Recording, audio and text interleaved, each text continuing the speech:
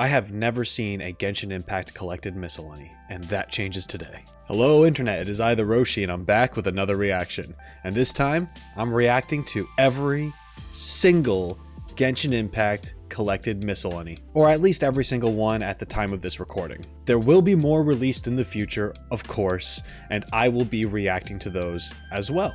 But this video is gonna be a chonky boy, and I mean like chonk. My goal for these, of course, is to have fun and to kind of pay attention to the narration that is happening during them. Of course, I'll probably have some comments to give after each video that I watch. However, I don't want to go too in-depth for the sake of time and energy, and I'm going to be doing character studies in the future anyway, where I'm going to have to reference all this stuff again. So I'm going to save most of it for that, but you will still hear my initial thoughts at the very least. So that's how it's going to be. This is an attempt to preserve what little sanity I have left. May the Seven save my soul. A mysterious bard named Venti has recently appeared in the world, singing tales for the city of freedom and romance. This city is Mondstadt, the crown of the north, a free nation with no ruler. This once bitter cold land in the north of Teyvat is now fertile, a blessing left by the god of Anemo, they say. 1,000 years have passed since the god of Anemo left this land. But to me, it has only been half that time. Come on, traveler, let's go! The world is full of lost ballads just waiting to be rediscovered. As an archer with the power of Anemo, Venti can battle with ease in almost any environment. His versatile attack style and his ability to launch enemies with his elemental skill allow for a high amount of mobility in battle. His unique elemental burst can pull together nearby enemies, making him a strategic character who can both deal damage and control the battlefield. When Venti is in your party, gliding consumes less stamina for all characters. Oh. Needless to say, this skill will come in handy on your adventures. Take Venti along when exploring the beautiful open world. Normal attacks can perform up to 6 consecutive shots. The first and fourth shots can fire an extra arrow, while the 6th shot deals greater damage. Hold the attack button to use a more powerful aimed shot. When fully charged, an Anemo-infused arrow is fired and deals even more damage to the enemy. Call upon the wind on which hymns and songs fly to lift your enemies up into the sky. When you use the elemental skill Skyward Sonnet, Venti summons a wind domain at the enemy's location, dealing area of effect Anemo damage. Enemies are launched into the air and fall slowly to the ground. Hold Skyward Sonnet to summon an even larger wind domain around Venti, dealing greater area of effect damage and launching enemies into the air. Venti also uses this powerful wind to fly high into the air.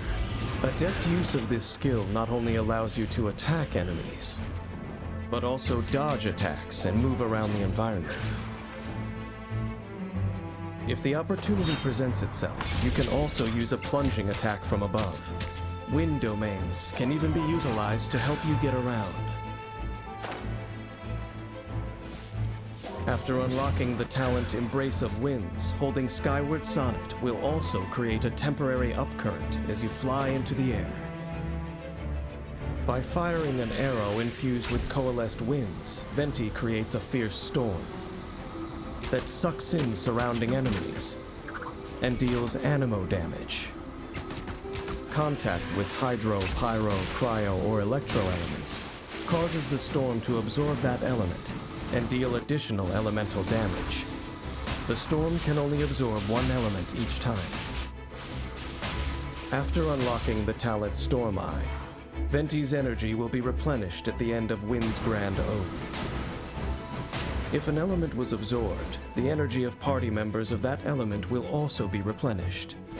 Even though Venti is more than capable of handling different obstacles in battle, strategic party selection and teamwork can help you maximize Venti's abilities. First, use Divine Archery to attack enemies from afar. and whittle away at their health. Use Skyward Sonic to launch dangerous enemies into the air. Gather up energy to prepare for the final attack. When your energy is full, unleash your elemental burst. Wind's Grand Ode sucks the enemies in and deals anemo damage. Use another element on enemies in the storm to generate a swirl reaction. Then use another compatible element to cause an elemental reaction. Causing another elemental reaction brings the battle to a swift end. As we all know, poetry and language flow like the wind. Venti captures this spirit in his ballads. Flora and fauna he sings of seem to have a life of their own, and transport us to the moon and the stars. This self-proclaimed best bard of the mortal world gets his strength, his unwithering inspiration from the wind. But what Venti seeks in life is not eternal fame for his ballads. Rather, he'd be happy with a cup of wine and a lyre to sing the marvelous stories of the world. Yes, that would make Venti the Bard very content indeed. Venti is great. I remember for the brief time I played, I had Venti as well.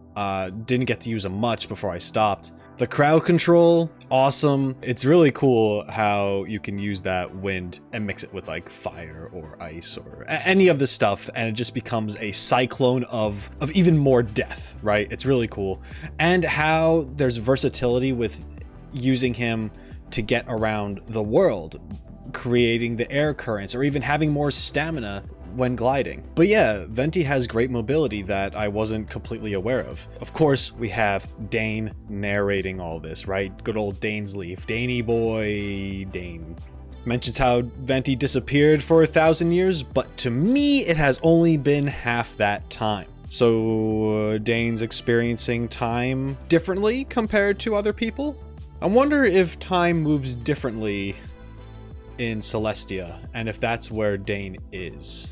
Or is he somewhere else? Wherever Dane is, I think he's experiencing time differently. And that would kind of make sense. The Teyvat preview, that thing where Dane's narrating and talking about all the things that you're going to go through. He knows you're going through all this stuff. He has seen the timeline. I don't know in how much detail, but he has. Dane and time? A little shifty there. Okay, anyway, we're going to move on to the next one. As the Dawn Winery's owner, Diluc dominates Mondstadt's alcohol industry. Wealth and information are at his fingertips. Modest and refined, yet quick to act whenever Mondstadt faces a crisis. What caused him to choose this path? How very curious. There must be those who dare to pierce the darkness with their light. As one who wields pyro and a claymore, Diluc has perfected the art of violence and dominates the battlefield. With his powerful skills, Diluc causes massive damage with ease and crushes all his foes with fearsome, ruthless strikes. Born a noble, Diluc is well versed in all things swords. With his guidance, no metal ore is wasted in their making. When forging claymores, Diluc recovers a set percentage of the ores used, aiding greatly in your adventure. Diluc's normal attack performs up to 4 consecutive strikes, with the 4th strike launching enemies. Holding the attack button constantly consumes Diluc's stamina to launch swift consecutive attacks, dealing increased physical damage to nearby enemies, and unleashing an extra powerful attack at the end that launches enemies. Use this wisely to scatter enemy groups and defeat shielded foes. Unlocking the talent Relentless decreases Diluc's charged attack stamina consumption and increases its maximum duration. Use his fierce attacks to defeat those before you. Using the elemental skill Searing Onslaught, Diluc strikes with his claymore, dealing pyro damage. This can be done 3 times in a row, with a short window of time to connect each strike. But pay attention. This skill enters cooldown if the next strike is not activated in a short period of time. Using Searing Onslaught in concert with normal attacks allows you to deal constant damage to enemies, while remaining evasive and mobile. Additionally, since this skill deals pyro damage, Diluc can form combinations with other characters, using elemental reactions to deal greater damage. Your verdict is? Surrounding himself in flames, Diluc knocks nearby enemies back, before gathering the flames into his blade and launching a phoenix, dealing massive pyro damage to enemies in its path. Diluc's normal and charged attacks will also deal pyro damage for a period of time. Dawn has a very large hitbox, allowing it to not only strike airborne foes, but also forcibly reposition enemies to an extent, making it very strong against groups. The pyro damage conversion that Dawn provides further strengthens Diluc's attacks. Unlocking the Blessing of Phoenix talent increases the duration of Dawn's pyro damage conversion, and gives Diluc a pyro damage bonus. Diluc is, without question, a well-honed warrior, who efficiently deals with any task. Now, please witness him in action. He begins suppressing the target with normal attacks, combining it with his elemental skill to deal great pyro damage to the enemy. He weaves between these 2 attack modes to suppress the foe more quickly, while building up elemental energy. He uses his elemental burst once his energy is full, followed by attacks enhanced by Blessing of Phoenix, defeating the enemy flawlessly. Diluc's explosive, ruthless fighting style and his aloof manner are all admirable traits. But if the disaster from 5 centuries ago were to happen again, if he were to face the same evil that I once did, would he still hold fast to his resolve? This, too, makes me most curious indeed.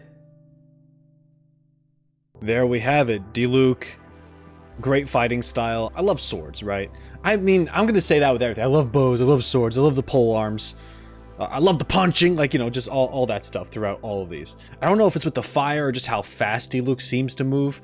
Just the aggressive, just constant, like, hit, and then the swapping between the elemental and just, like, fast strikes. It's cool, and I think it definitely works for how this character is described. Dane, once again, he throws a little bit of himself in here every time. Just a little bit, just enough to make you raise an eyebrow or tilt your head. Dane's been around for a long time.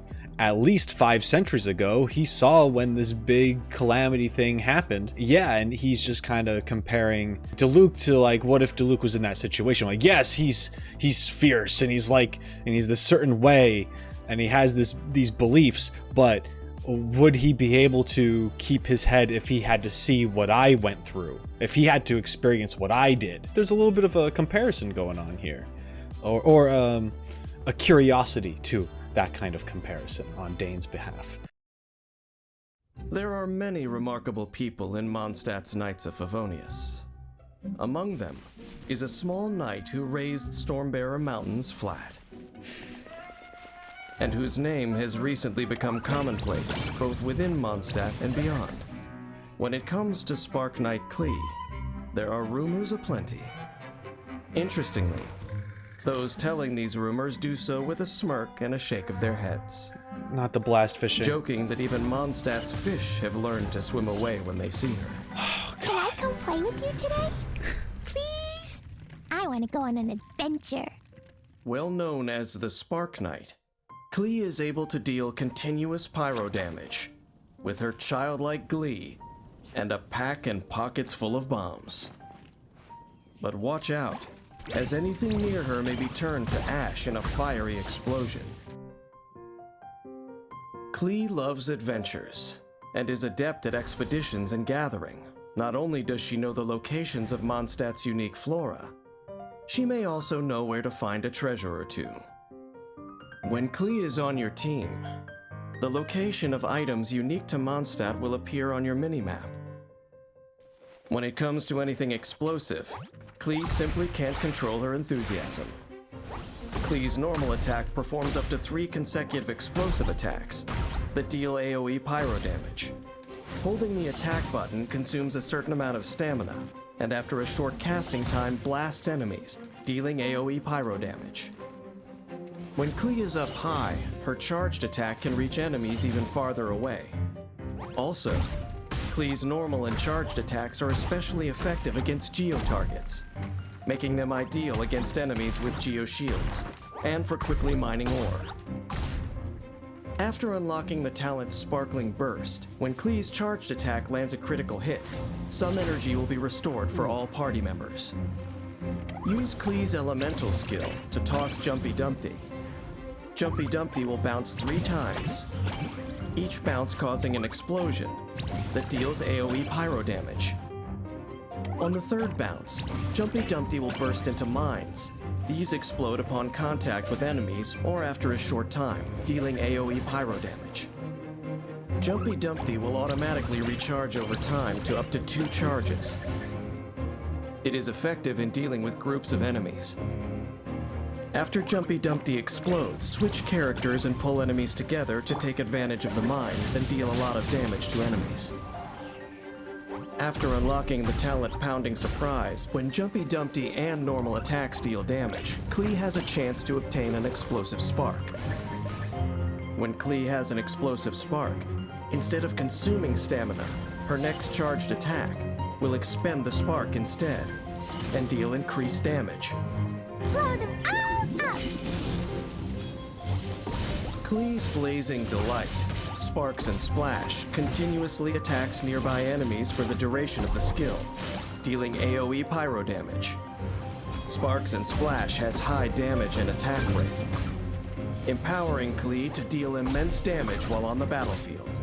Klee is able to continuously dish out strong pyro attacks, earning her a role as the firepower of your party. Next, let's look at a battle to experience Klee's incredible destructive capability. In battle, Klee can use her elemental skill and normal attacks to repeatedly activate the effect of the talent Pounding Surprise, and use charged attacks to suppress enemies. When her energy is full, unleash an elemental burst to further increase her ability to deal damage. After this, Klee can have fun causing explosions, spreading flames in every direction, and burning enemies to a crisp. When the people of Mondstadt talk about their home, they proudly call it the City of Wind, Dandelions, and Freedom. Perhaps it was Mondstadt's atmosphere of freedom that led the famous adventurer Alice to entrust her daughter Klee to the care of the Knights of Favonius. With this freedom, Klee has had a happy and unrestrained childhood, but all baby birds must leave the nest someday. Hopefully, our little Spark Knight will remain just as happy-go-lucky when that day comes, and keep smiling all the way. Klee's great. One of the cutest characters in Genshin, in my opinion. Her bombs, explosives, just mines, all that stuff looks like it's different kind of gameplay for sure, and it's gotta be something that I feel like you gotta want that kind of gameplay, right? Because you're not doing the bow, you're not doing the sword, you're just throwing bombs and essentially setting up traps, and that's pretty cool. And I guess if you just like to run circles around the enemies and just have all these turrets and mines going off, that can be a lot of fun. So I appreciate that variety that they're showing here. I don't think there was anything that completely caught me off guard as far as Dane referring to himself this time. He seemed a little slightly happier talking about Klee, so he must like Klee, right? I get that feeling. He's just like, she's adorable and dangerous, and you know what, he's right. One thing that I will mention that I forgot to mention last time is that these passive abilities, I talked about Venti's passive with the stamina when you're gliding, that's one thing, but even Diluc, like you get some of your ore back when crafting claymores, things like that. And then like Klee's got some stuff. I was unaware that these passives were a thing, and that could determine what you do, what you're looking for, how you go about certain situations. And it's just a whole nother element to the exploration and prepping for your characters. That's pretty sick. I like that. Okay, let's move on to the next one. When Grandmaster Varka of Mondstadt's Knights of Favonius left on an expedition, his role passed to Jean, the eldest daughter of House Gunhildr. The young acting Grandmaster had become a skilled swordsman through hard work, and works harder still for the sake of the Knights. Self-sacrifice, after all, is the Dandelion Knight's path. As the wind continues to blow, so too shall I continue to fight. Jean has excellent crowd control and support abilities, and can act in concert with others to suppress the enemy. Jean's elemental burst can instantly restore her health, and benefit her allies as well, making her the pillar of any team. Even when cooking, Jean is always concerned with helping others, and can accidentally make extra helpings. When Jean cooks a restorative dish perfectly, she has a chance to create 2 of them. All the better to face the battles ahead. That's cool. Jean can perform up to 5 consecutive normal attacks, dealing physical damage to enemies. Holding the attack button consumes a set amount of stamina, and unleashes a wind-infused thrust that deals high physical damage and launches enemies. Launched enemies will fall slowly for a short time, allowing Jean to control the flow of battle, and give her teammates a chance to perform follow-up attacks more safely. Unlocking the talent Wind Companion gives Jean's normal attacks a chance to heal all party members on hit. This healing scales with Jean's attack power. Tapping her elemental skill Gale Blade causes Jean to gather formless wind on her sword and unleash a small storm, launching enemies in the direction Jean is aiming, dealing anemo damage. Holding Gale Blade constantly consumes Jean's stamina, pulling nearby enemies in front of her. What? And allowing her to adjust the direction in which she wishes to launch them, dealing anemo damage. Enemies launched by Gale Blade will remain clumped together when they fall, making follow-up attacks easier. Gale Blade is a very flexible ability. Strategic use of the surrounding terrain will often amplify its effects. I love that. That's so Wind, cool. hear me. Calling upon the wind's protection, Jean creates a dandelion field, knocking nearby enemies back and dealing anemo damage. The field also quickly heals nearby allies and all party members. This healing scales with Jean's attack power.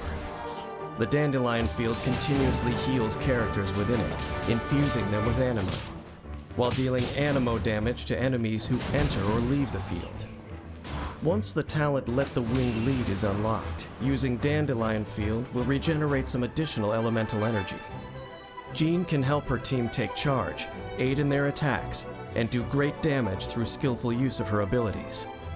A well-rounded fighter indeed. Start the battle by using her elemental skill, mop up nearby enemy groups, and build elemental energy. Then use her charged attack to disrupt their movements, allowing your party members to switch in, attack, and deal damage. When your party members have taken significant damage, use her elemental burst at the opportune moment to repel enemies and regenerate your team's health, before beginning the next round of attacks to finish the fight. Though Jean may lack experience, Mondstadt has only prospered since she assumed Varka's great responsibilities. Even I, who has seen countless people, must respect her desire to always defend Mondstadt. But unlike most who bear great burdens, this young knight has remained as tenacious as ever. How was her will molded, and what sustains her edge such that it never wears down? If fate wills it, I will find the answer to these questions. Jean seems pretty baller. Not gonna lie, how come no one's talking about Jean? I don't hear anyone talking about Jean. Jean looks awesome. Cool character. It's got some nice skills. I love the, oh my god. She has that little tornado in front of her. catching enemies, moving them around, directing them, launching them. That's so cool. And she can heal people? I know these characters get pretty unique, but that seems very, very handy. I love these jack of all trades kinds of characters. Looking at her, I was just thinking that she was going to have a sword and do some animo burst attacks. And she does, but there's that element of control too, which I wasn't expecting. So that's cool. I like Jean. Is Dane a little interested? Is he a little interested in Jean? He's a little curious. He's don't worry, we all are, man. We all are. But yeah, just mentioning like this, despite all this responsibility that she has, and you know, being thrown into this situation, how she's able to work as hard as she does and hasn't freaking crashed yet, and is still as positive as she can be. And he's just like, I will find the answer to these questions. I don't know how she does it, but I will learn. Oh man, that's cool. All right, I like that. Jean's awesome. I mean, just from this, Jean's up there already. I know I have to see the rest of them, so let's get to it. Children as special as Qiqi are few and far between. As a zombie, time has no effect on her, but she has difficulty committing things to memory. For Qiqi, perhaps this is a good thing. She can forget her past and be an herb gatherer at Boo Boo Pharmacy. But those who underestimate her just for being a child do so at their peril. I am Qiqi. I am a zombie. And I forgot what comes next. With her mastery over cryo, Qiqi is a powerful asset to your team. Despite her size, she has the strength to protect others. With Qiqi by your side, you will always feel safe. When gathering herbs, she always knows where to find them, because she always carries a notebook with her that has all their locations marked, lest she go out and become completely lost. With Qiqi on your team, the mini-map will show areas where plants unique to Liyue grow, making it easier to gather certain resources. Qiqi's normal attack can combo up to 5 slashes, dealing physical damage to enemies. Holding the attack button consumes a set amount of stamina, and releases a 2-slash flurry, dealing high physical damage. Using Qiqi's elemental skill, Herald of Frost, deals cryo damage to surrounding enemies. Herald of Frost moves with the character, dealing damage along the way, while also healing the current character periodically. That's cool. I like that. While Herald of Frost is active, normal and charged attack hits heal the entire party and nearby allies by a set amount based on Qiqi's attack power. Not only does this increase the team's endurance, it also allows you to dominate the enemy when paired with Hydro. This skill is also useful during exploration. Using it to freeze water surfaces is a sound strategy for conserving stamina. After unlocking the talent Life-Prolonging Methods, when a character under the influence of Adeptus Art Herald of Frost triggers an elemental reaction, incoming healing is increased. Sacred name, Fortune Preserver. When Qiqi releases the adeptal power sealed inside herself, she marks nearby enemies with a fortune-preserving talisman and deals cryo damage to them. When enemies marked with fortune-preserving talismans take damage, the character dealing the damage is healed. By choosing an opportune moment to use Adeptus Art Preserver of Fortune, the whole team can be protected while dishing out damage. After unlocking the talent A Glimpse into Arcanum, normal and charged attack hits have a chance to tag enemies with a fortune-preserving talisman, once per set time period. Qiqi has the ability to constantly heal, an excellent safeguard that helps keep your team alive. The more difficult the battle, the more apparent Qiqi's assistance becomes. When entering battle, first use Herald of Frost to allow your team to deal constant cryo damage, and easily trigger elemental reactions for greater damage. The effects of Herald of Frost will keep your team fighting fit, until the right moment comes to unleash an elemental burst, allowing your team to safely unleash all the firepower they've got. As a zombie, Qiqi has escaped the grip of both time and death. How Qiqi entered this state of existence, I do not know, but I doubt it was of her own volition. Are the heavenly principles toying with her, or is fate seeking to torture her? Is an ordinary life of simple pleasures really a thing so fragile?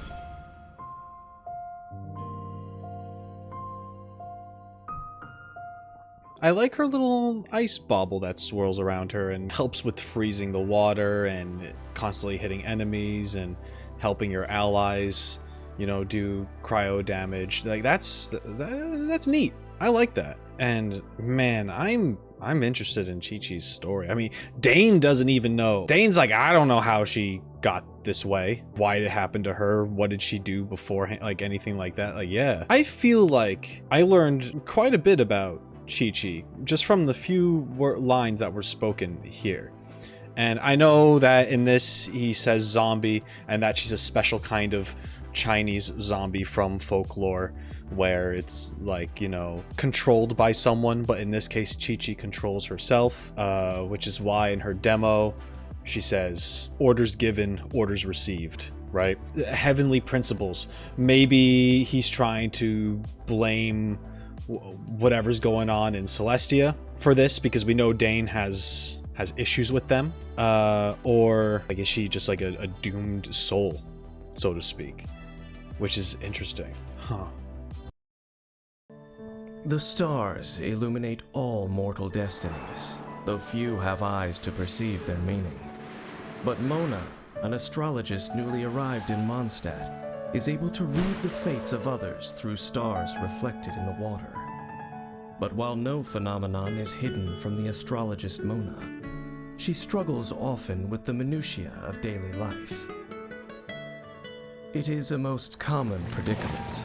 The more you seek truth, the more simple joys elude you. This was ordained by fate. Long had I foreseen it. Mona has skill that matches her reputation. As a hydro-aligned catalyst user, she masters the battlefield with ease, controlling the situation and creating openings for her teammates to attack. As a student of all things in and under the night sky, Mona also has a strong grasp of weapon construction. In truth, she finds that most weapons are wastefully made. When she crafts weapon ascension materials, she has a chance to recover a portion of the materials used. Okay. Mona's normal attack performs up to 4 strikes that deal hydro damage. Holding the attack button consumes a set amount of stamina and deals area of effect hydro damage after a short casting time. Mona creates a phantom of fate from coalesced water. This phantom taunts nearby enemies and deals continuous hydro damage to them. The phantom explodes when its duration expires, dealing area of effect hydro damage to enemies. Holding the elemental skill button causes Mona to ride a flow of water backwards and summon her phantom. This skill has many applications. The phantom can be used to taunt enemies, making them wet and priming them for attacks from Mona's allies. It can also help her out of a pinch.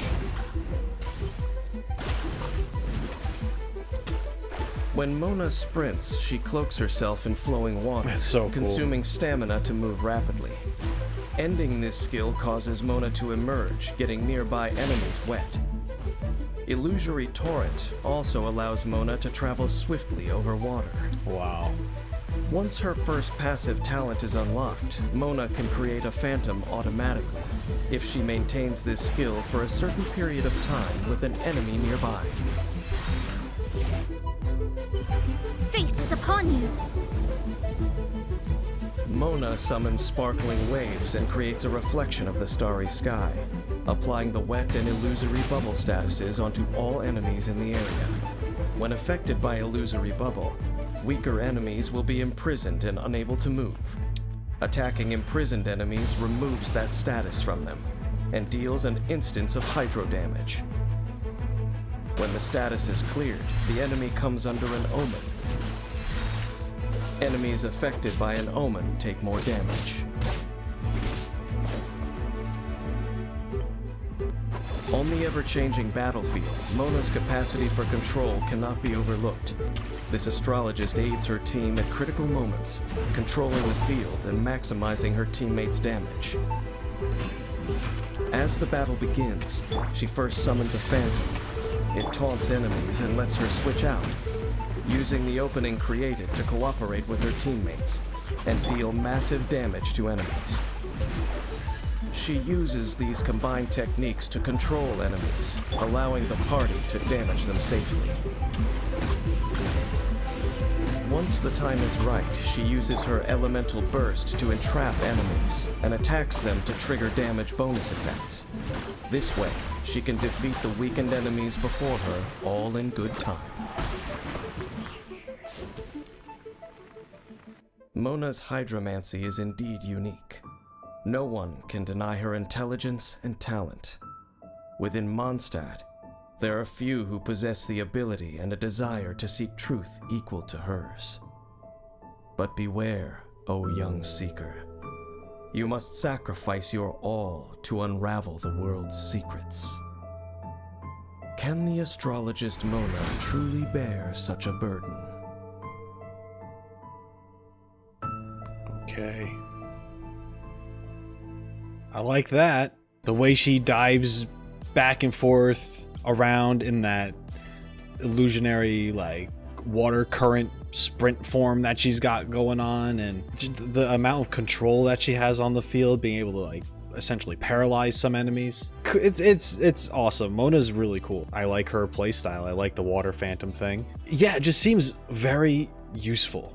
The hydro and cryo combination with freezing enemies seems super useful, and I'm a fan of that. Going into what Dane was saying, because you know how Dane is and how he thinks about the truth, and he has respect for Mona for seeking answers. With Mona, he's talking about her intelligence, and he's like, great, fully respect it. You're trying to uncover secrets. However, I wonder if you're prepared to handle what you could possibly learn. Could be like mind-shattering. Dane seems to be like the ultimate observer here. Maybe not the ultimate. He knows a lot, and he has his own ideas of where things can possibly go with them, and his own questions that he sort of asks. He has his own speculations. It's neat. I like it. Everyone in Liyue knows it is Rex Lapis who protects their borders. But the city's daily affairs are run by the Keqing. As Yuheng of the Keqing, Keqing acts decisively and pragmatically, knowing every inch of Liyue like the back of her hand. Yet as a representative of the mortals of Liyue, she has much to say about Rex Lapis's unilateral governance. We live in an era of change, as the old order that has existed for 1,000 years is about to be rewritten. Within the Keqing, Keqing is one for action. Ruthless efficiency is her modus operandi. Like her personality, her sword work is both swift and uncompromising. This, along with her control of Electro, brings a shockingly abrupt end to any enemy. Keqing could not be more familiar with Liyue. Even on long journeys, she always finds a swift route back home. If dispatched on an expedition in Liyue, she will complete it more quickly than most.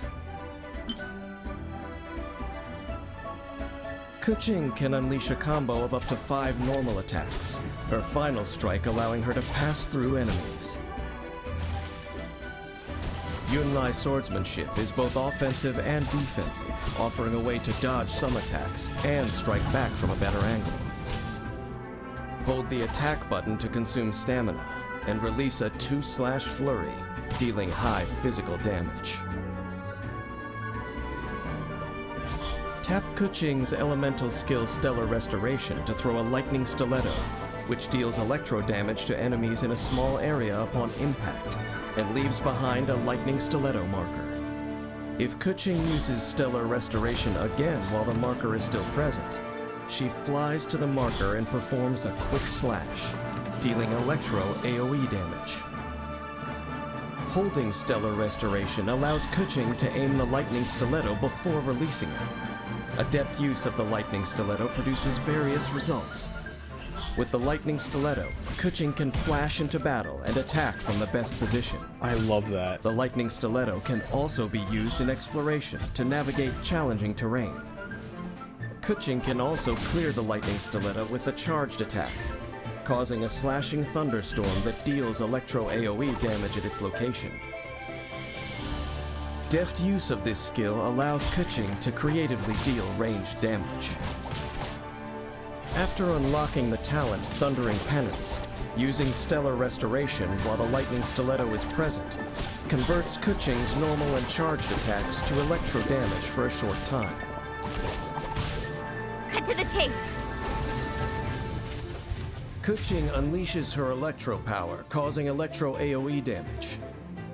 Hiding behind the shadow of her sword, she relentlessly slashes surrounding enemies at lightning speed, dealing multiple rounds of damage, with a final burst of electro AoE damage at the end.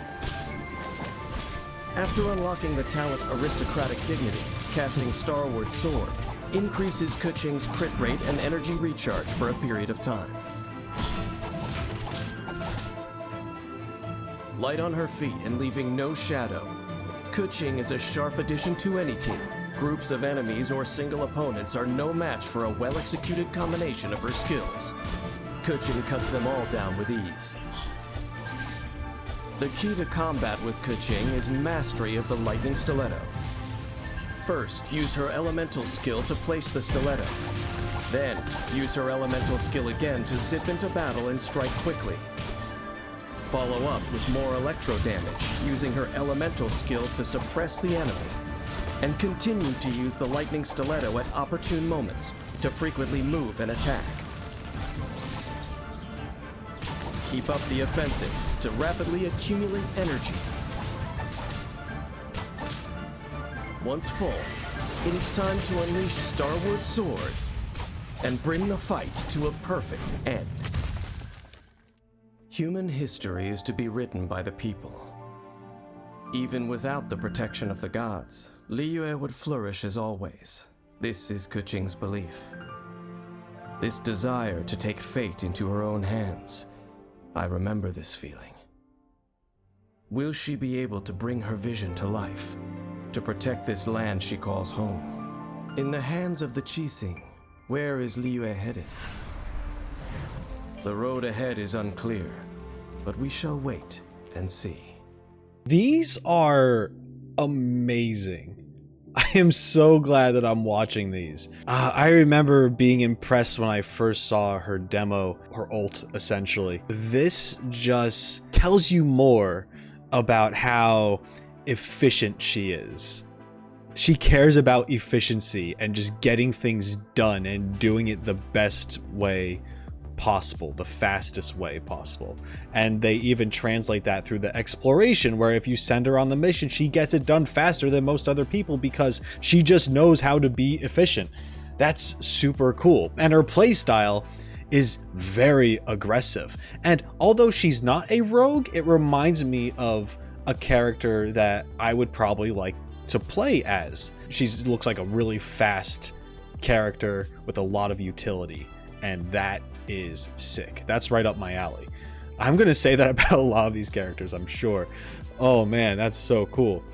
And I also like how Dane is touching upon how she believes in humanity, that people can make their own choices, whereas some could argue that, like, oh no, but you know, we need a god. A god is what put us here and made things possible. And she's just kind of like, things are about to change though. We don't have to rely on that old mindset. We can make our own choices in our own life and not have to, you know, cling to this idea of something else that is old and outdated, in her opinion, possibly. That's really interesting. And Dane referring to her in the way as in, like, it reminds me of myself, or at least when he was younger. Keqing is pretty sick. The Fatui from Snezhnaya are known to make waves wherever they go in Tevat, and Tartaglia is a driving force within them. Of the 11 Harbingers, 10 concern themselves with clandestine operations. Tartaglia is the sole exception. Rather than lure his enemies into a trap, he prefers to face them head-on in one-on-one combat. The wind is picking up. There's conflict in the air. His reputation precedes him. Child is known far and wide as a fearsome warrior, well-versed in a variety of fighting forms. He can switch stances at will, and has 2 distinct modes of attack at his disposal. When Tartaglia is in your party, all characters' normal attacks gain 1 level, dealing increased damage as a result. Tartaglia is weakest with a bow, so he chooses to use one precisely to overcome this weakness. His normal attack can combo up to 6 consecutive shots. Charging the attack executes a more precise shot that deals increased damage. While aiming, hydro energy accumulates on the arrowhead. A fully charged arrow will deal hydro damage to enemies on impact, and also apply the Riptide status to them. When an enemy is affected by Riptide, further hits from Tartaglia's fully charged arrows deal multiple bouts of area of effect hydro damage. Also, when Tartaglia defeats an enemy affected by Riptide, it causes a hydro burst, which applies the Riptide status to nearby enemies. Unlocking the talent Never Ending extends the duration of Riptide. Faced with a strong foe, Tartaglia will reveal his true might. When he casts his elemental skill, he summons weaponry fashioned from pure hydro, dealing hydro damage to surrounding enemies in the process, and also switches to his melee stance. In this stance, his normal attack now combos up to 6 consecutive hydro slashes. Charging the attack consumes stamina and releases a 2-slash flurry, dealing hydro damage. In melee stance, when Tartaglia strikes an enemy affected by Riptide, he deals area of effect hydro damage. Tartaglia exits melee stance when his elemental skill is cast again, or after a certain time has elapsed. He then returns to his ranged stance, and his elemental skill enters cooldown. The longer Tartaglia spends in melee stance, the longer the cooldown time. After unlocking the talent Sword of Torrents, when in melee stance, if Tartaglia deals a critical hit, the Riptide status is applied to the enemy. Depending on Tartaglia's stance, his elemental burst will unleash one of 2 different attacks. Riptide! In ranged stance, Tartaglia swiftly fires a hydro-imbued magic arrow ahead of him, which deals area of effect hydro damage, and also applies the Riptide status to enemies. Afterwards, Tartaglia regains some of his spent energy. Shouldn't let your guard down. In melee stance, Tartaglia performs a slashing attack with a wide area of effect, dealing substantial hydro damage to all surrounding enemies. And if the elemental burst hits an enemy affected by Riptide, the Riptide effect will be consumed in a hydro explosion, which deals area of effect hydro damage. Tartaglia is a formidable warrior who lives for the heat of battle. He chooses his moments to attack and retreat, and is tactical when selecting his mode of attack. This is what makes him so powerful. Faced with a single opponent, start by firing at them from a distance to apply the Riptide status. Then, enter melee stance and go in for the kill. Use fast and frequent attacks to trigger Riptide effects and deal immense damage. Against groups of enemies, build up energy in advance, and unleash an elemental burst in ranged stance to apply the Riptide status to the group. Then enter melee stance, and attack the enemies affected by Riptide, hacking away at their health, while also restoring Tartaglia's energy. Wait for an opportune moment to unleash another elemental burst and take them all out in one go, bringing the battle to a clear-cut conclusion. Few know where Tartaglia acquired his fighting skills before becoming a Harbinger. Nor do many know where his lust for combat originates. There is a dangerous secret to the martial legacy he inherits, but it is one that even he himself does not fully understand.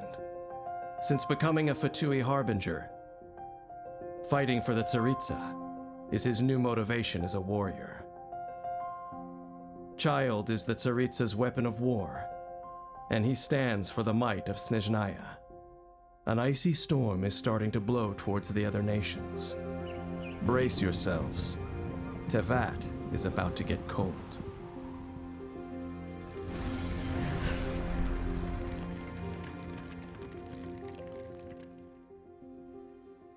This was cool. I like how Tartaglia has different stances, and I'm sure there's probably like a cooldown or something to enter like the bladed stance, but that's still how they showed like how to approach different situations.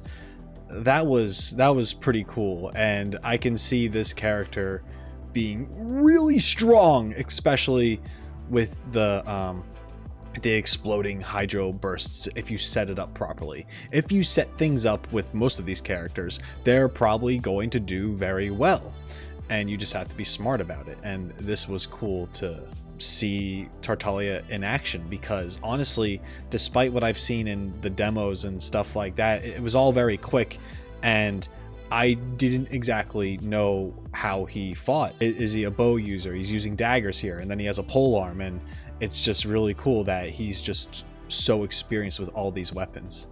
And I did notice that when he's using his bow, he throws his last arrow. That's just funny. There's a lot of Dane talking about, yeah, you know, Tevat's gonna get cold because the Fatui's on the move doing things, and you know, we have Child here who is loyal to them, at least in the beginning, for all I know. Yeah, I'm interested to see his perspective and what he has to do in this story. When it comes to Liyue's sacred traditions, the divinity is in the details. Even the most fastidious of academics don't claim to know them all. And yet, the mysterious funeral consultant, Zhongli, seems to know them like the back of his hand. The ancient rite of parting is a most unique tradition. Many details have been lost over time, but Zhongli is still able to perform the rite to perfection. Though he looks young, Zhongli knows each ancient tradition inside out, but his own past is shrouded in mystery. Every journey has its final day. Don't rush. Zhongli excels at manipulating Geo, able to create and absorb Geo matter, and provide sturdy shields for his allies. This, paired with his exceptional ability in combat, makes him a reliable member of your party. Zhongli seems to know everything about everything, even a simple chunk of white iron ore. He is able to pick out the best ore and use it to maximum effectiveness. When forging polearms, Zhongli recovers a set percentage of the ores used. Zhongli's normal attack can combo up to 6 strikes, dealing physical damage to enemies. Hold the attack button to consume a set amount of stamina and lunge forward, casting down stone spears across Zhongli's path, dealing significant physical damage to enemies. Tap Zhongli's elemental skill to summon the Geo energy from within the ground, and form a stone steel, dealing area of effect Geo damage to enemies. While the stone steel remains, it will periodically resonate with nearby Geo constructs, dealing continuous Geo damage to surrounding enemies. You can take advantage of this in battle. Draw enemies affected by other elements towards the stone steel to both deal Geo damage and cause crystallize reactions. Use the elemental shield created by Crystallize to help your party survive. Stone steels can also be used to block enemy attacks, or climbed to traverse difficult terrain. Holding Zhongli's elemental skill causes geoenergy around him to explode, creating a jade shield and dealing area of effect geo damage. The jade shield absorbs damage. The amount absorbed scales with Zhongli's max HP and is higher against enemies' geo attacks. If Zhongli is surrounded by targets affected by geo, it will drain a large amount of geo energy from up to 2 of them. This effect does not deal damage, but can effectively break down enemies' geo armor and nearby ore deposits. Wow. After unlocking the talent Resonant Waves, when the Jade Shield takes damage, it will fortify your character, allowing their shield to absorb more damage. This is order. Zhongli can bring a huge meteor crashing down, dealing massive geo damage and applying petrification to enemies caught near the impact site. Petrified enemies become immobilized. After unlocking the talent Dominance of Earth, Planet Befall deals additional damage to enemies, which scales with Zhongli's max HP. Zhongli maintains his composure, even as he metes out punishment in battle. His exceptional ability to provide support and deal damage makes him quite prepared for any scenario. As the fight begins, first use Zhongli's elemental skill to summon a stone steel and draw enemies near it, creating the ideal environment for dealing damage. Next, create a jade shield to absorb incoming damage. Then, alternate normal and charged attacks, stringing together attacks to deal enormous damage. When energy is full, unleash an elemental burst and coordinate your party's attacks to wipe out the enemy. While Liyue Harbor grows restless on the eve of disaster, as the host of the Rite of Parting, Zhongli still calmly goes about his work. The world around him may be descending into chaos, yet he remains unperturbed, sipping his tea and watching a good show. Quite the fascinating character. As Liyue faces the turbulence of change, does he believe it is none of his business? Or is he also a player in this game, acting behind the scenes? It may be some time before the answers finally emerge. But no matter, for time is not something I lack.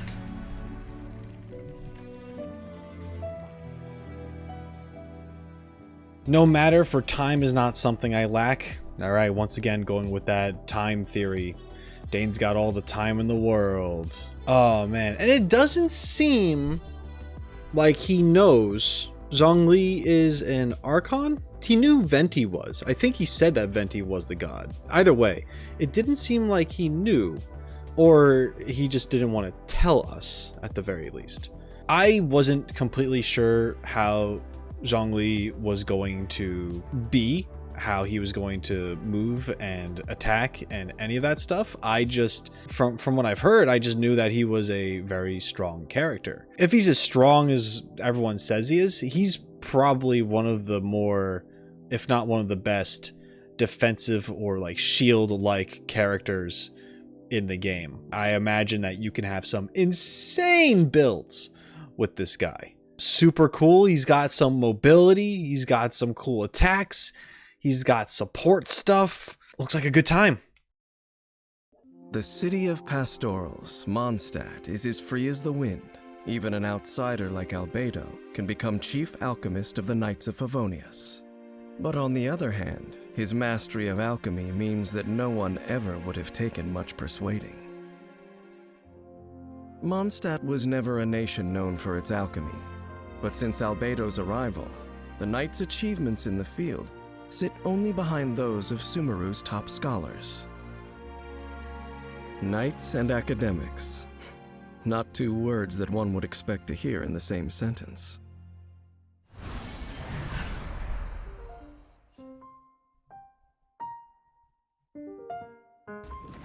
Instead of leading the charge in combat, the calm and collected Albedo is better suited to providing support with reliable geodamage. Still, his skill set allows him to deal powerful attacks, meaning he more than holds his own on the battlefield. Creation is the basis of alchemy. Albedo's knowledge allows him to find ways to improve crafting recipes and make better use of materials. When crafting weapon ascension materials, he has a chance of doubling the crafting output. Albedo's normal attack can combo up to 5 strikes with his sword. Holding the attack button consumes a certain amount of stamina and performs 2 swift forward slashes. Tap his elemental skill to create a solar isotoma using alchemy, dealing area of effect geodamage. A field is created around the solar isotoma. Periodically, when an enemy within the field takes damage, a transient blossom is generated at the enemy's location. The transient blossom scales off Albedo's defense, dealing AoE geodamage to surrounding enemies. A transient blossom can only be generated once every 2 seconds. Additionally, making contact with the solar isotoma causes geoenergy to accumulate, forming a crystallized platform that lifts the character up to a certain height. Only one platform can exist at a time. Strategic use of the crystallized platform lets you employ plunging attacks in battle, and helps you deal with enemies up above. When adventuring, hold Albedo's elemental skill to choose the solar isotoma's position, and use the crystallized platform to get past environmental obstacles more quickly. After unlocking the talent Calcite Might, transient blossoms deal extra damage against enemies with low health.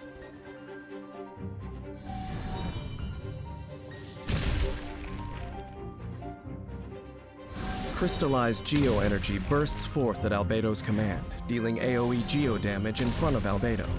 If Albedo's solar isotoma is still present on the battlefield, 7 fatal blossoms are generated in the solar isotoma field, which bloom aggressively, dealing AoE geodamage.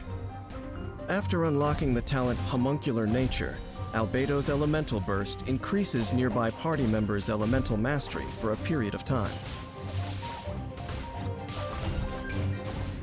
Albedo's skill set is a rare and invaluable asset in combat. Creative use of the solar isotoma greatly diversifies the battle, paving the party's way to certain victory. When the battle begins, create a solar isotoma with Albedo's elemental skill. As he and fellow party members attack enemies inside the solar isotoma field, transient blossoms appear and deal damage to enemies, while generating crystalline shields through elemental reactions. Solar isotoma also enables party members to unleash plunging attacks. When energy is full, have Albedo unleash an elemental burst, giving the whole party a performance boost with increased elemental mastery.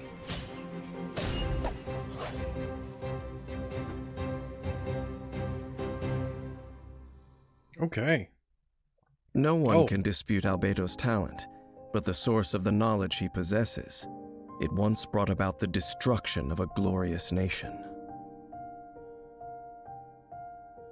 All that most people know of him is his title, Kryda Prince, and that he gained his position in the Knights on recommendation from Alice the Adventurer. Beyond this, the young man is a stranger to them, a complete mystery, and the essence of his knowledge is equally unknown. But I know it well. It hails from Khanria, the art of Kemia. Soil and chalk, the universe and earth, pure dust and the birth of human life. There is no mistaking it. I am content to watch most crises play out from the sidelines, but if Albedo were ever to make a single wrong move, I could not let myself ignore it. Ooh, listen to that. There was some venom in that last bit of delivery there. There was a little bit of grit teeth happening. Yeah, if Albedo loses his shit, I'm gonna have to step in because that's dangerous. That's cool. Now, as far as Albedo's gameplay,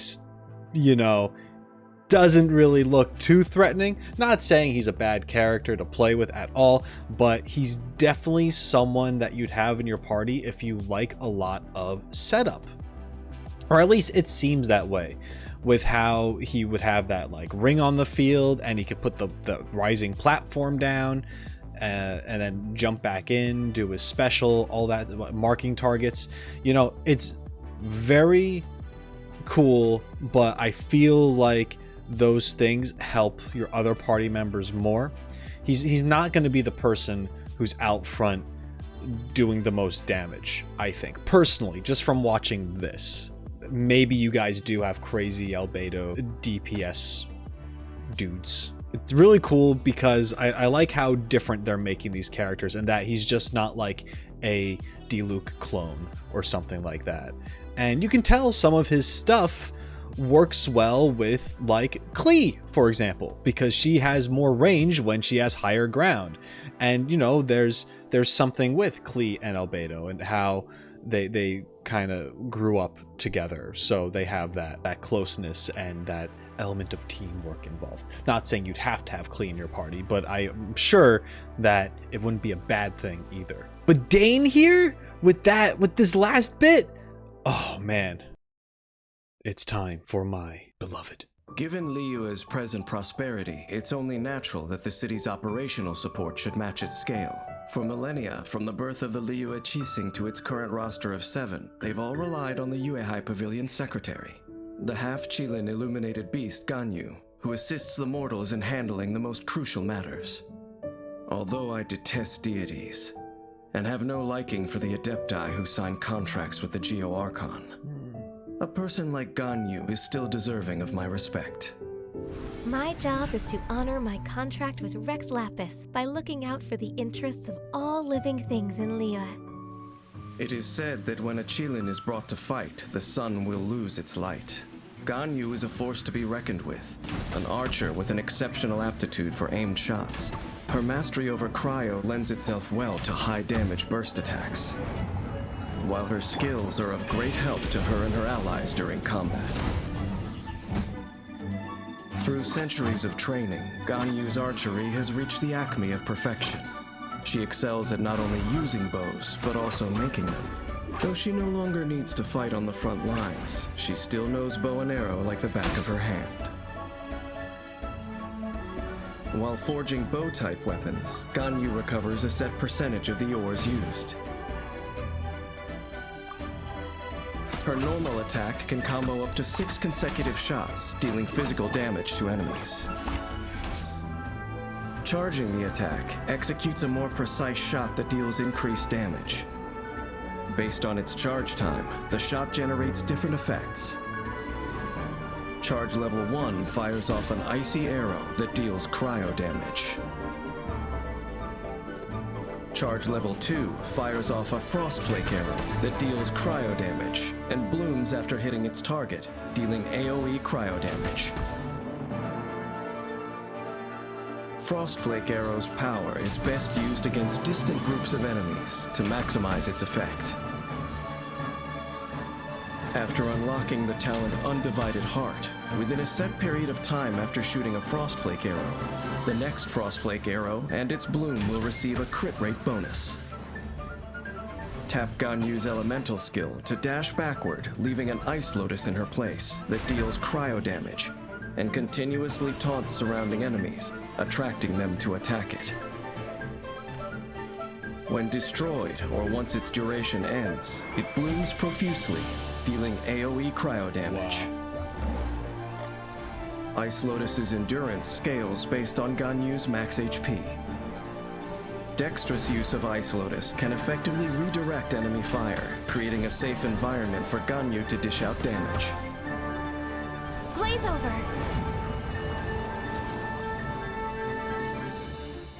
Ganyu coalesces atmospheric frost to summon a sacred cryo pearl. While it's active, the sacred cryo pearl will continuously rain down shards of ice upon enemies within a set area, dealing cryo damage. Celestial Shower deals damage while serving as a reliable source of cryo that allows Ganyu's allies to trigger corresponding elemental reactions and further increase their damage output.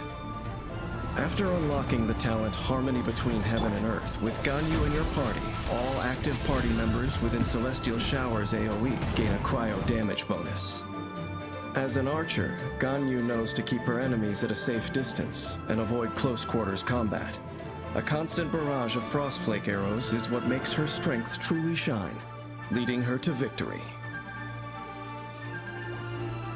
Ganyu can use her elemental skill to get out of harm's way and taunt her opponents, allowing her to then fire frostflake arrows unbothered, dealing damage to groups of enemies from afar. When her energy is full, Ganyu can unleash her elemental burst to further increase her ability to deal damage. When facing more formidable foes together with her allies, Ganyu's ability to taunt and infuse enemies with cryo is an effective form of support for the whole party that allows for defeating enemies in one fell swoop. The Liyue Keqing has changed over generations. Centuries have passed in the blink of an eye. Ganyu's accompanied Liyue through many a storm, but Liyue Harbor itself, can this city really become a safe harbor for an Adeptus in the world of mortals? When the Geo-Archon Morax was alive, an Adeptus like Ganyu could find a sense of belonging in the human city. But at present, when the rite of parting has already marked his end, the loneliness of an inhuman living in the human world, will it take Ganyu over completely?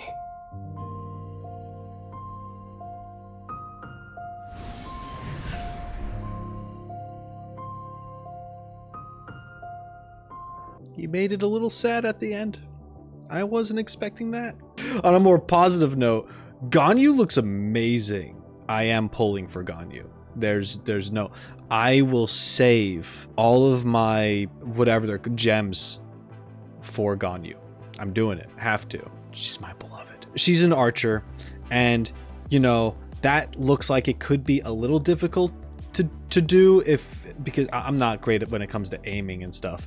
But there is a little bit of some AoE stuff involved with her shots. Maybe that can be a little forgiving. And then there's the thing that allows the taunting and the freezing, and she has that bigger AoE ults with that's essentially a blizzard. When she's doing her attack, she's like constantly backing up a little bit, so she's not just getting stuck in one place.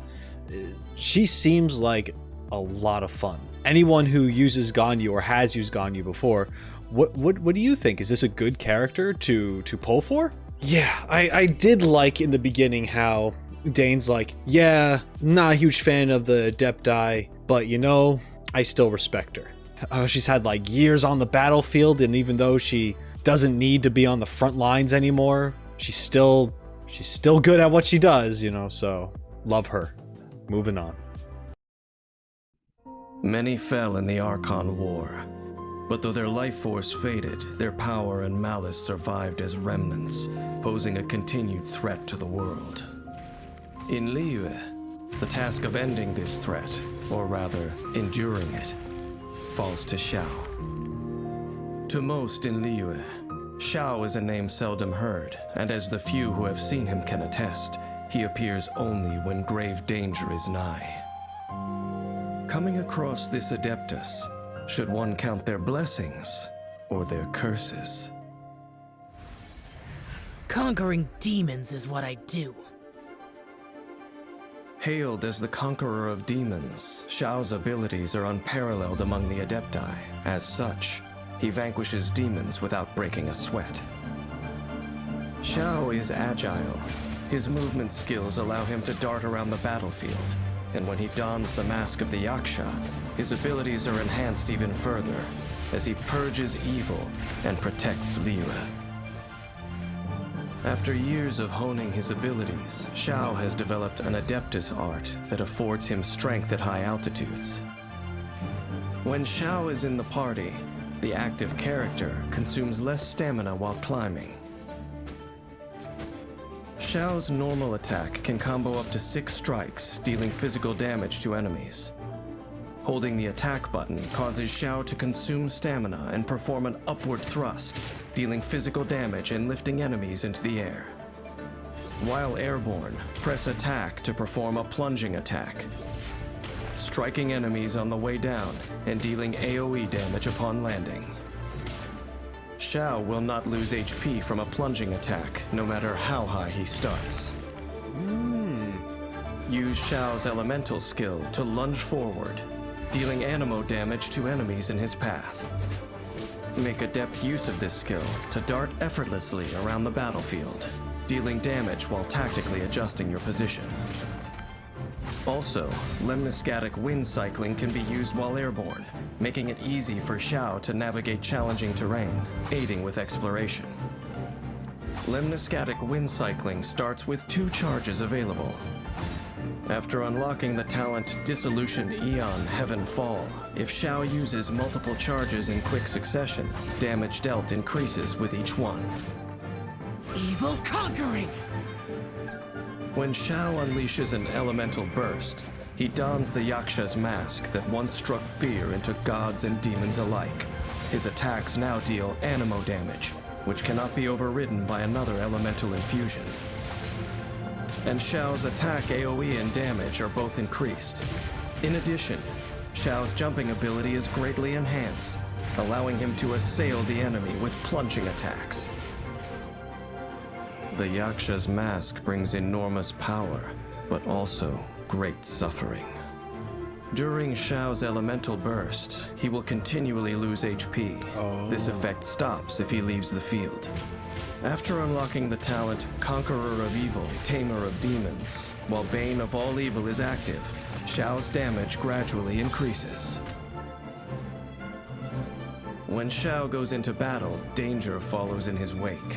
To avoid harming others, he acts quickly, completing the task at hand as efficiently as possible. As the fight begins, Xiao uses his elemental skill to move rapidly around the battlefield, changing strategic positions, dealing damage as he goes, and building up energy. When his energy is full, he unleashes his elemental burst and harnesses the power of the Yaksha's mask to incapacitate the enemy with plunging attacks and finish off every last one.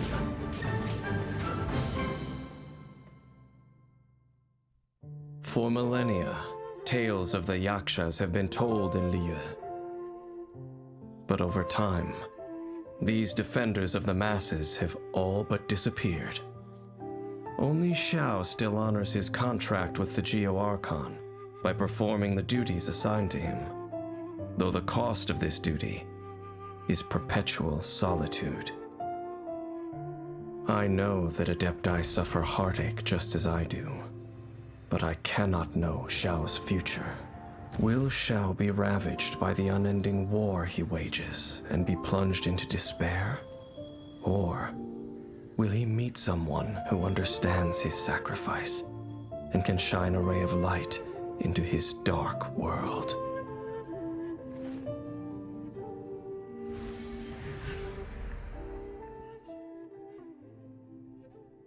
Our boy Xiao here. I'm convinced he's the deadliest pogo stick in the world. Something cool about Xiao is that he is very vertical. A lot of what he does, a lot of like the diving attacks and how he doesn't take damage, and he's good at climbing. Very cool. I do like how his attack goes up when he wears the mask, but at the same time his health depletes because of like the curse and all that stuff. That is very, very cool. A very fast character, lots of mobility. Seems fun, and even Dane was just like sympathizing a little bit, which was interesting. Okay, cool.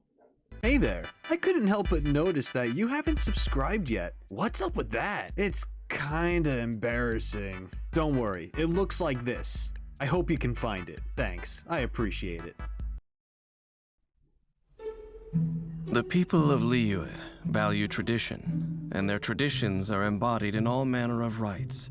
Of these, the rites that mark life's end are of utmost importance.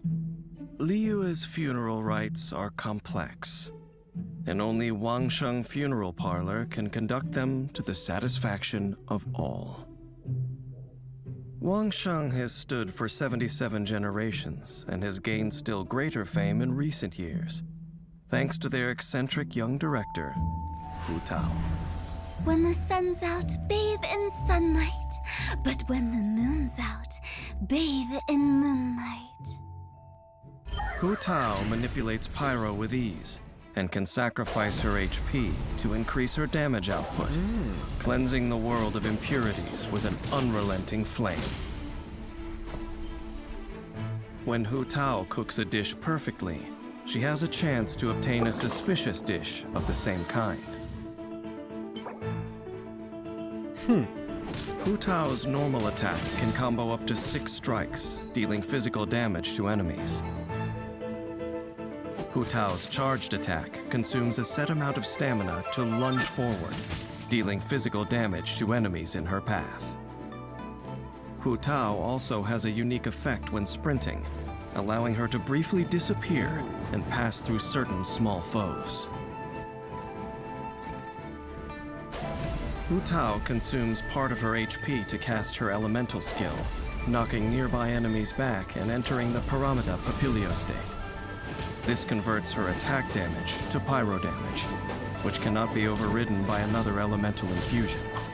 Her resistance to interruption is also increased, and she receives an attack increase based on her max HP when entering this state.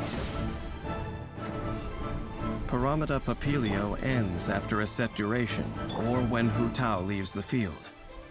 After unlocking the talent Flutterby, ending Paramita Papilio increases the crit rate of all of Hu Tao's party members other than herself for a set duration.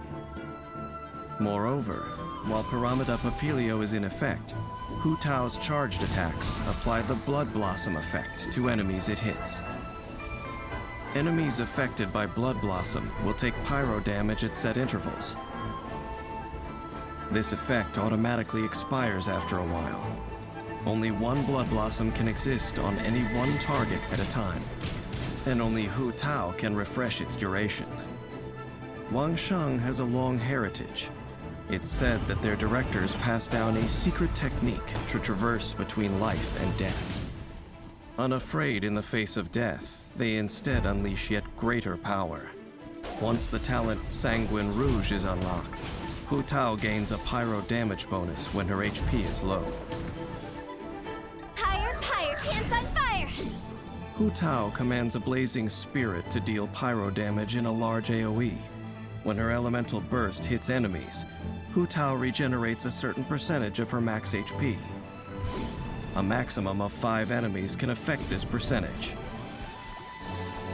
Additionally, using this skill when Hu Tao's HP is low deals greater damage and regenerates more HP. Hu Tao's unique fighting style often imperils her. As such, she must coordinate with her teammates and choose the right moment to use her skills and manage her HP. Hu Tao often begins by using her elemental skill to enter the Paramita Papilio state. Then she alternates between normal and charged attacks to deal pyro damage, applying Blood Blossoms onto enemies.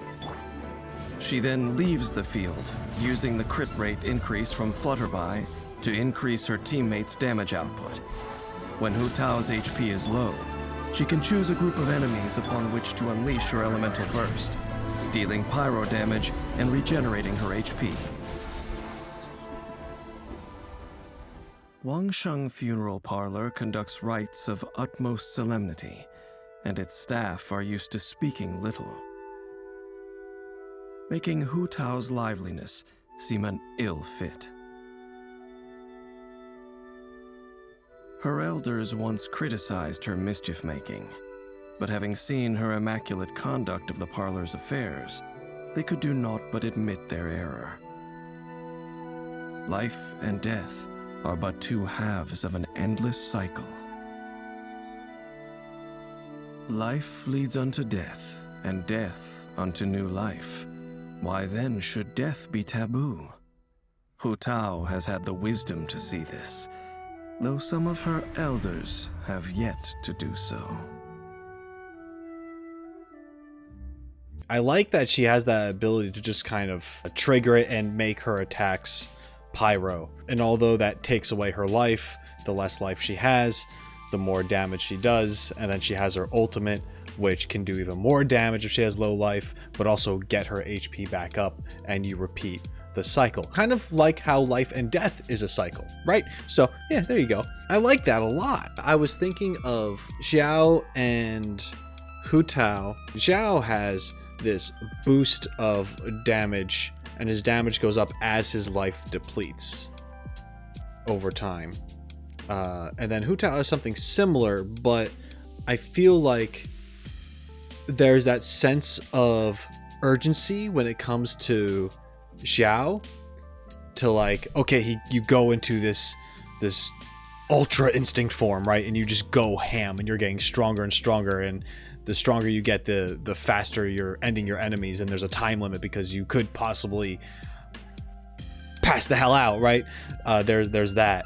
And then there's Hu Tao, where it's more on purpose, and there's no fear involved whatsoever, because she understands that for there to be life, there's death, and you know, being on that brink is, she's all about it. She's comfortable with that. Nothing too suspicious as far as Dane goes in this one, other than him also acknowledging that, you know, Hu Tao has done good, that she sees the bigger picture, and although she's very different and doesn't fit the setting for a funeral parlor and all that stuff, she's overcome those obstacles, and despite her being an eccentric person, knows a lot more than the elders do that are involved with the whole thing. So I mean, cool, good for her. She's an interesting character. I can't wait to have more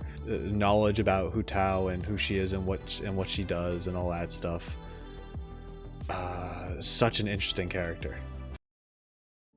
Mondstadt's Church of Favonius has a very unique sister, Rosaria.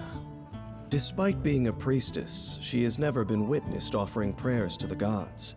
Swift of foot and aloof in speech, she becomes active in the darkness of Mondstadt's night.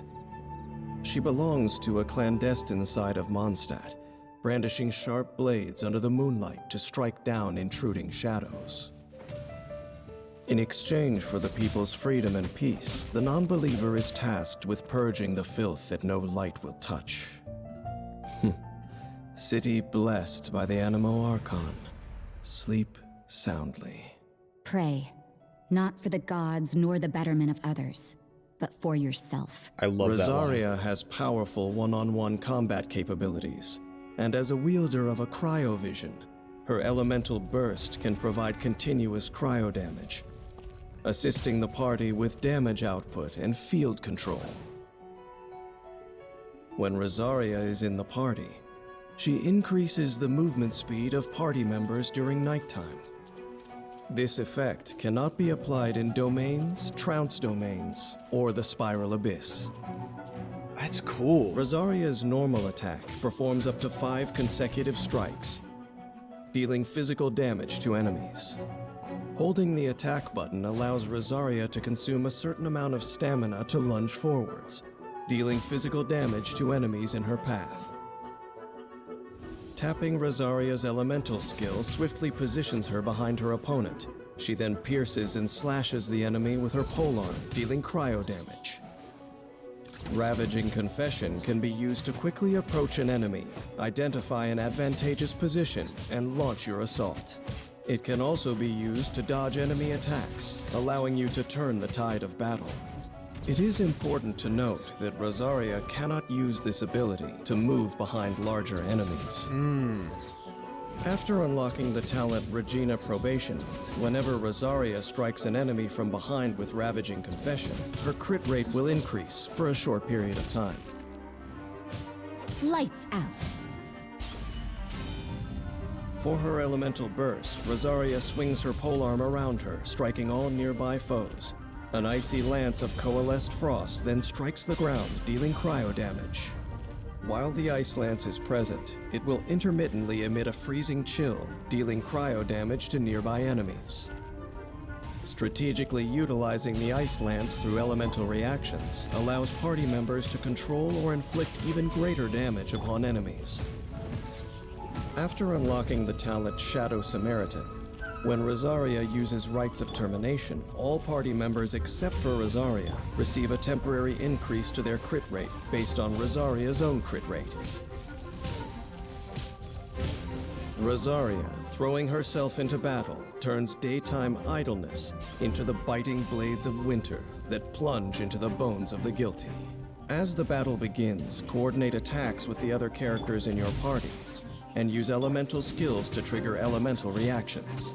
At the same time, quickly shift behind the enemy and follow up with normal attacks.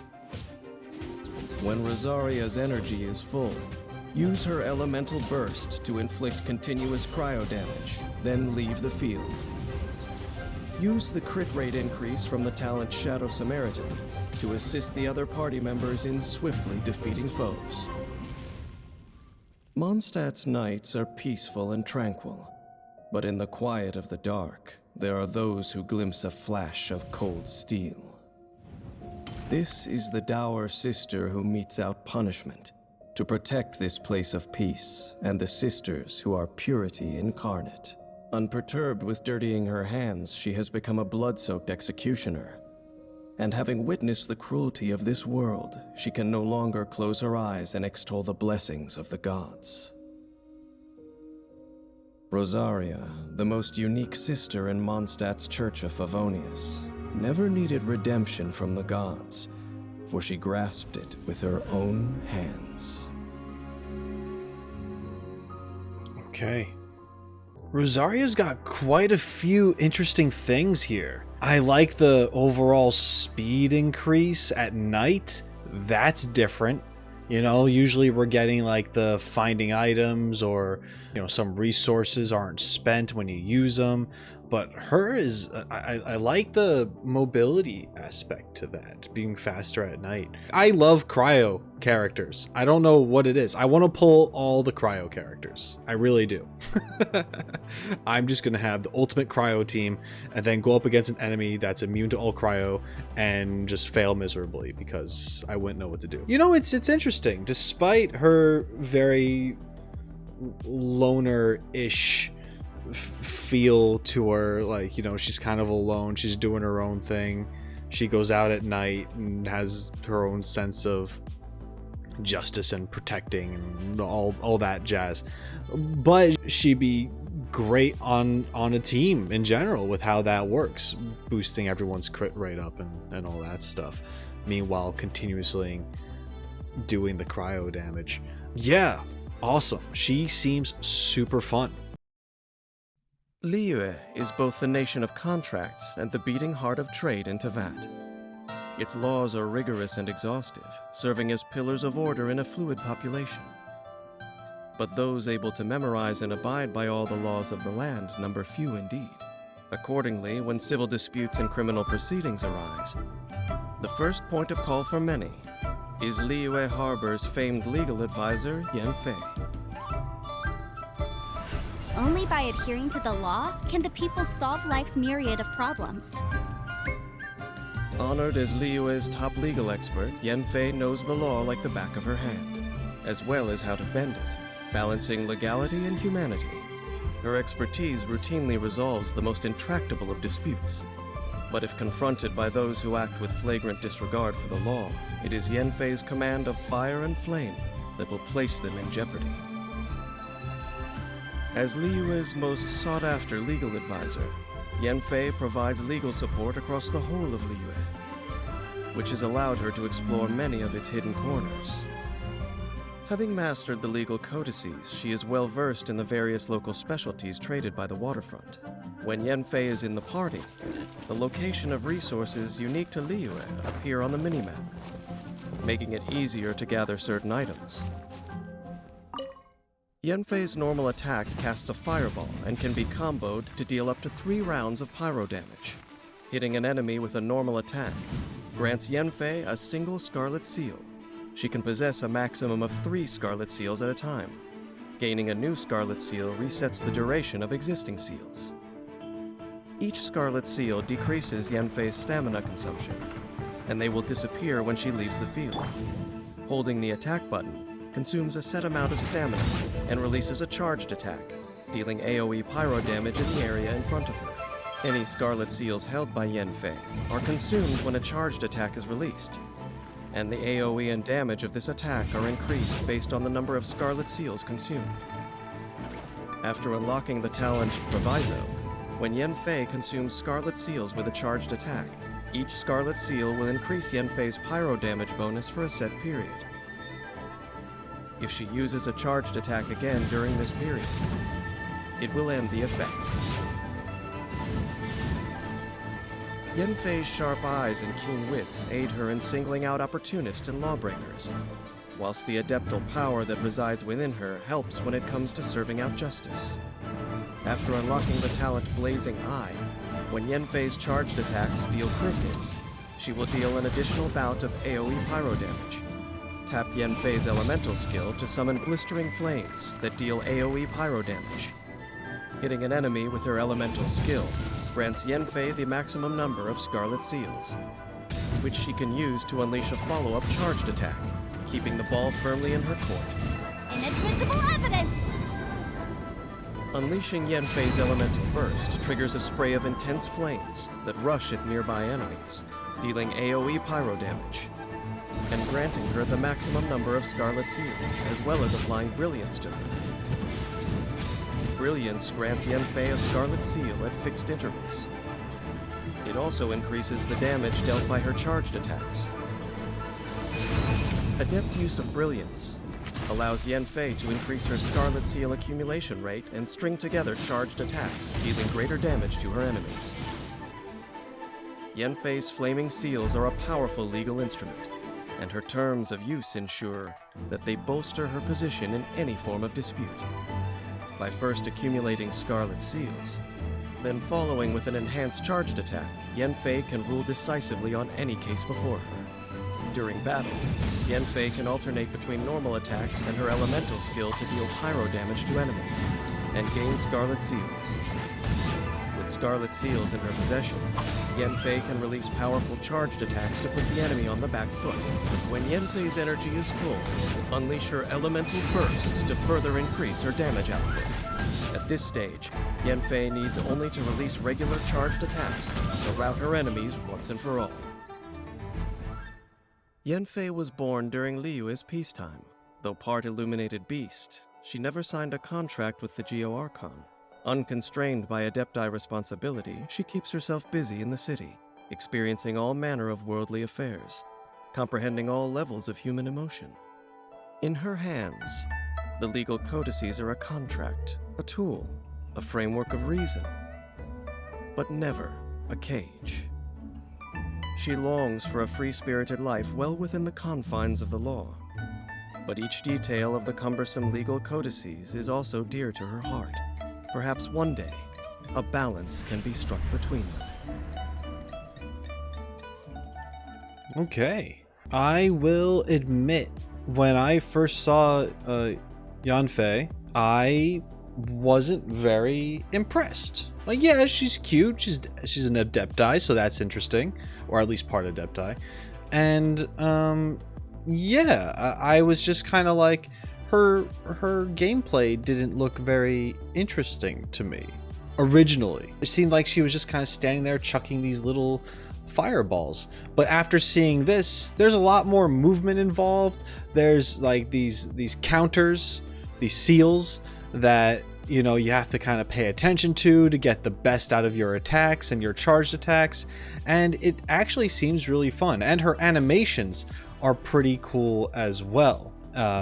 It looks like she's kind of playing like a very deadly game of volleyball, and the other people don't really know how to play, at least not with a fireball like she does. So it's really cool, like how she's kind of moving around, kicking her legs up, smacking the fireballs down, dropping the weight, all that stuff, and it kind of repeats, and you're making sure you're dashing and stuff, sending out that stream of fire. You know, she seems like she could be a lot of fun to use.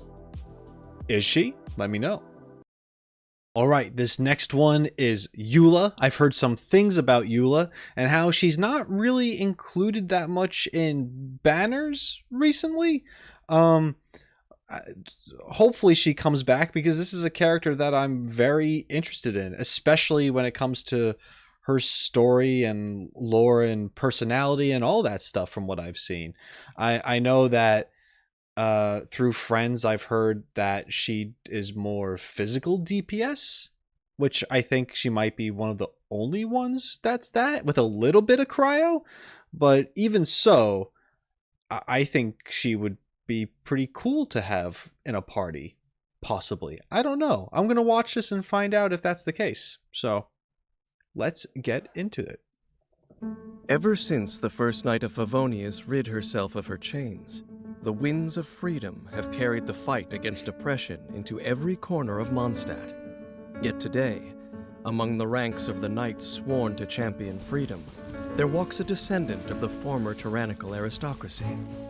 Eula, the progeny of an infamous lineage with vengeance always on her lips, is the captain of the Knights of Favonius Reconnaissance Company, the Spindrift Knight, supremely skilled with her blade. Her controversial heritage leaves many wondering why the Knights would accept her. Perhaps because the songs of freedom woven into the Mondstadt winds first asked, why not? Ready for reconnaissance. Naturally, Eula earned her captaincy with her superior capabilities, masterfully combining Favonia's blade work with cryomagic. She forms frost at the tip of her blade, which she wields with the cadence of a dancer. Waltzing gracefully into battle, she then strikes like a crashing wave. Eula derives no additional status in Mondstadt from her once noble lineage, but finds herself the victim of a strict and outmoded education. She dismisses what she was taught as pointless pretension, yet is unable to escape its influence entirely, often subjecting herself to meticulous introspection. When Eula crafts talent level-up materials, she has a chance to double the output, boosting the party's adventure readiness. Eula's normal attack can combo up to 5 strikes that deal physical damage to enemies. Holding the attack steadily consumes stamina, while Eula unleashes a rapid string of slashes, also dealing physical damage. When her charged attack ends, she unleashes a powerful strike that launches smaller enemies within her range. Tap Eula's elemental skill Ice-Tide Vortex to perform a rapid slash that deals cryo damage. When the slash hits an enemy, Eula gains 1 stack of Grimheart. The effect has a maximum of 2 stacks. Okay. Grimheart increases Eula's resistance to interruption in her defense, creating awesome. optimal conditions for her to dish out damage. Holding Ice-Tide Vortex causes Eula to consume all stacks of Grimheart and perform a spinning frontal slash that deals AoE cryo damage.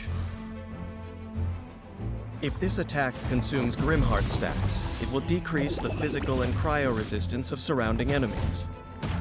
Each stack of Grimheart consumed will convert to an Ice Whirl brand, dealing cryo damage to nearby enemies. Flood of Frost!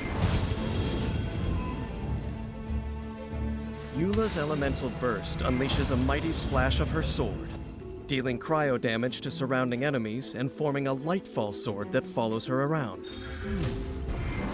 While the Lightfall sword is present, Eula's resistance to interruption is increased further. Additionally, when enemies are damaged by Eula's normal attack, elemental skill, or elemental burst, the Lightfall sword's energy is charged. When its duration ends, the Lightfall sword will descend and explode violently, dealing physical damage to surrounding enemies. The damage dealt increases with the Lightfall sword's charge stack.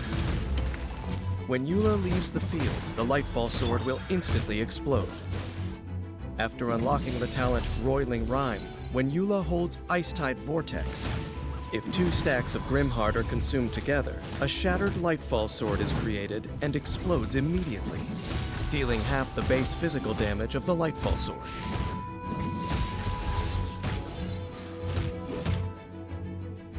Years of Reconnaissance Company campaigns have honed Eula's instinct for launching surprise offensives.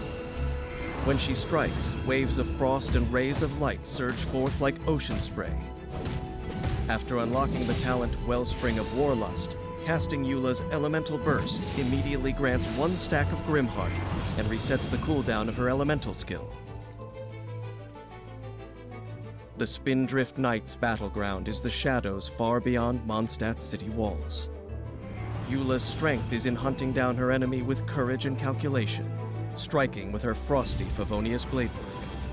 In combat, Eula often starts the offensive with her normal attack, interspersing her strikes with the tapping effect of her elemental skill to keep up the pursuit and accrue Grimheart stacks.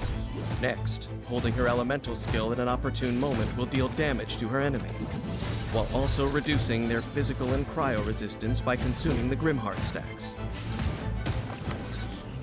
When Eula's energy is full, unleashing her elemental burst puts further pressure on the enemy and creates a Lightfall sword.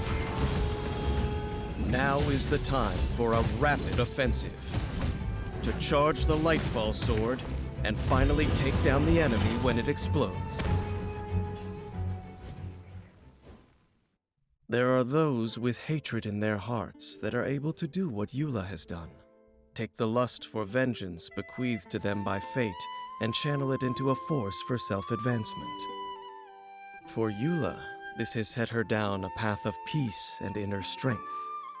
Still, there are others for whom the passage of time does nothing to quell the poison spreading through their souls. Only the future will reveal the path they take, but inevitably, it will be a different one.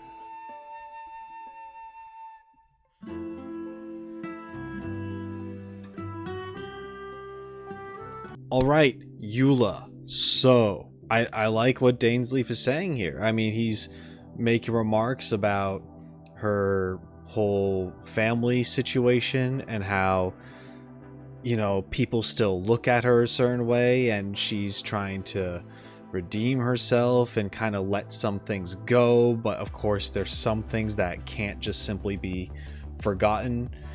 And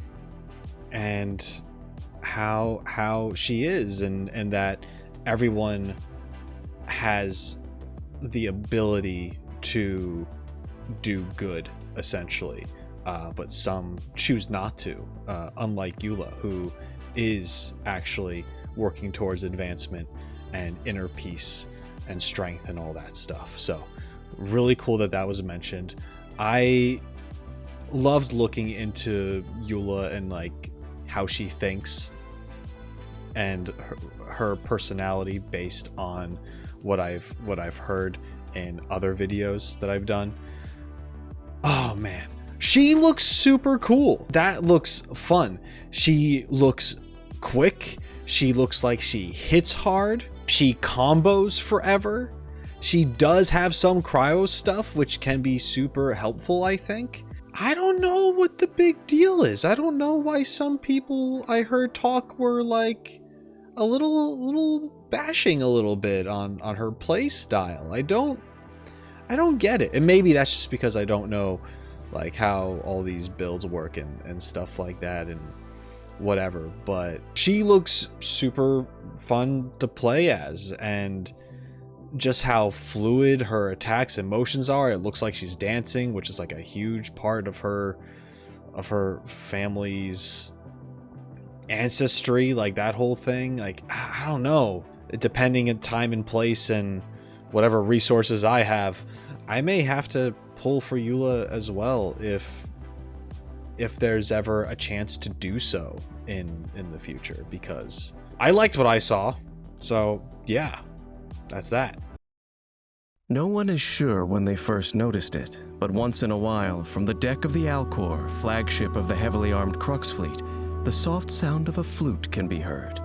Following the ocean breeze to wherever it may lead, trace the sound back to its source, and you will see a young samurai of Inazuma calmly sitting in a crow's nest, playing a leaf flute while taking in the sights and sounds of the natural world. But ask the other sailors about his story, and you'll find they know little more than you. All they can tell you is he is a trainee sailor from Inazuma. His name is Kaidahara Kazuha. Come driving rain or winds that churn, I shall return by blade alone, armed, if barefoot, to my home. Many look at Kaedehara Kazuha and see but a young face. What they miss is a swift and deadly samurai wanderer who is not to be taken lightly. Kaedehara Kazuha has the ability to manipulate Anemo and provides an elemental damage bonus for members of his party. Also, with his elemental skill, he can make frequent use of special plunging attacks that keep enemies grouped together, providing great support to his party. Like a leaf on the breeze, he is light as a feather and swift as a blade. When Kaedehara Kazuha is in your party, he reduces sprinting stamina consumption for your party members, making exploration faster. Kazuha's normal attack can combo up to 5 strikes that deal physical damage to enemies. Hold the attack button to consume a set amount of stamina, and perform 2 swift slashes to his front, dealing high physical damage. While Kazuha is airborne, pressing the attack button causes him to perform a plunging attack, damaging opponents along the path and dealing AoE damage upon impact. Tap his elemental skill, Chihayabaru, to unleash a secret blade technique, pulling enemies and objects toward him, launching enemies within his range, and dealing Anemo damage. Kazuha uses the gust of wind generated in this moment to soar up into the air. For a short period after using Chihayabaru, while Kazuha remains airborne, he can unleash a powerful plunging attack, Midare Ranzan. The damage dealt by this plunging attack is converted to Anemo damage. When Kazuha lands, he uses another secret blade technique to create a wind tunnel that pulls in nearby enemies and objects. With this effect, Kazuha can concentrate enemies in one place, allowing other party members to attack more efficiently. Chihayabaru is a skill that can be used while airborne, giving Kazuha great agility when out exploring. When Chihayabaru is held instead of tapped, Kazuha deals increased Anemo damage over a wider area.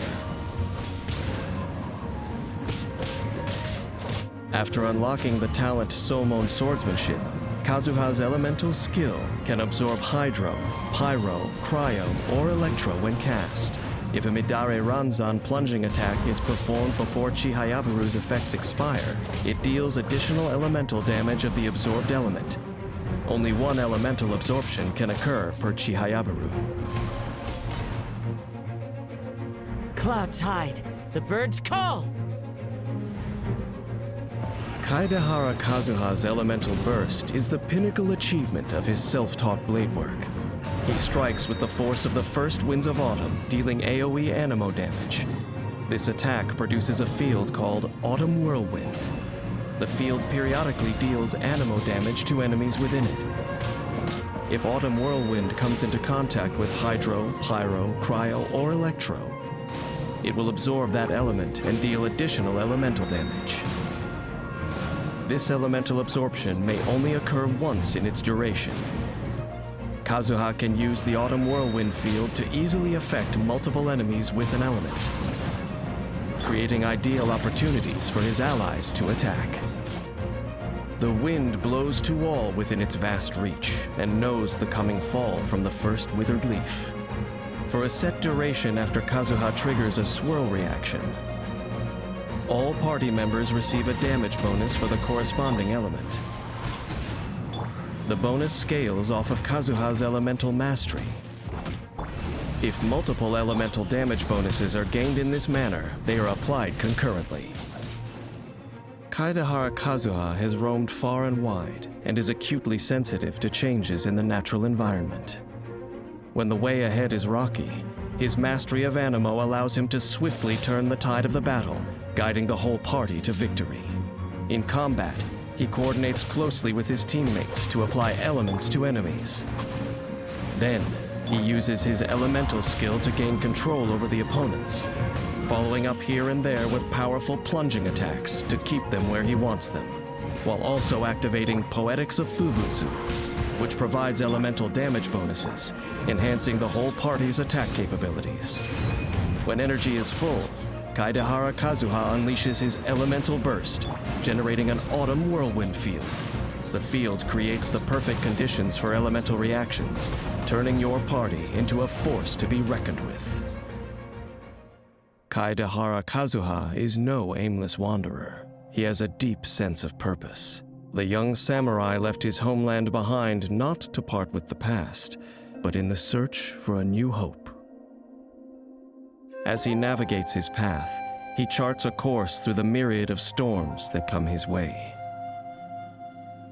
His exposure to the elements keeps him in touch with nature and connects him with other people who cross his path. Those who choose to defy the gods are destined for hardship, but even a maple leaf blowing in the breeze, if it falls into the right company, can learn to sail the storm winds of the sea to shores beyond the horizon. This guy's like a must-have, right? There's a lot you can do with this guy. The less, stamina consumption when moving around the world, how you can get that lift off from anywhere with his ability to start your glide, how you essentially have a second jump because he's like, as another one of his abilities that can do mid-flight and then continue flying. Yeah, that's what I thought was really cool about him. Like, I could see what people mean, how Venti had very good mob control, and then Kazuha in a way is like a step up from that. I can definitely see that being a thing. And I mean, just looks like a lot of fun. I love the whole poetry thing that's going on, although I kind of knew that about him. And Dane here didn't really have too much to say or hint about himself in a way in this one. But he does kind of, at least in his own poetic way, talk about how, or at least right here, that, with the right company, he can be guided in the right direction. It's hard to go through all these and being like, yeah, I'm gonna pull this character, because one, that's not guaranteed, not really. And how do you play with them all? If I ever did have the extra income, if I was ever able to, I would totally love to collect all these characters, but unfortunately, that is not the case as of right now. So yeah, hopefully someday it can be, but yeah, we'll see. Really cool. In Inazuma City, the Shirasagi Himegimi is a name known to all. Those fortunate enough to meet Kamisato Ayaka in person describe her as the princess of the Kamisato clan. Graceful and dignified as a snow crane, but kind and gentle like a dove. She brings joy and hope to everyone she meets. The other half of perfection is, of course, martial prowess. So when Kamisato Ayaka draws her blade and assumes a fighting stance, her opponent should beware. Kamisato Ayaka, present. A master of the Inazuman Kamisato art of Tachijutsu, Kamisato Ayaka has honed her blade work to the pinnacle of proficiency. She combines swift and agile strikes with the power of cryo to fight back against those of malicious intent. As the daughter of the Yashiro Commission's Kamisato clan, Ayaka is versed in a variety of art forms. Her expertise in the art of the sword includes knowledge of advanced weaponry.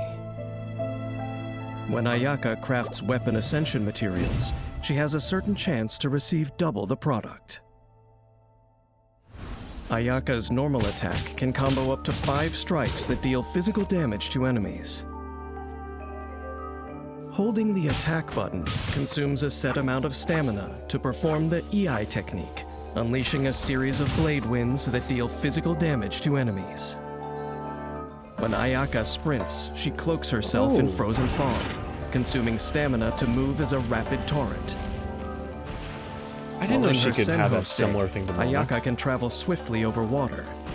Oh, that's sick. When she leaves Senho state and reappears, she applies the cryo element to nearby enemies.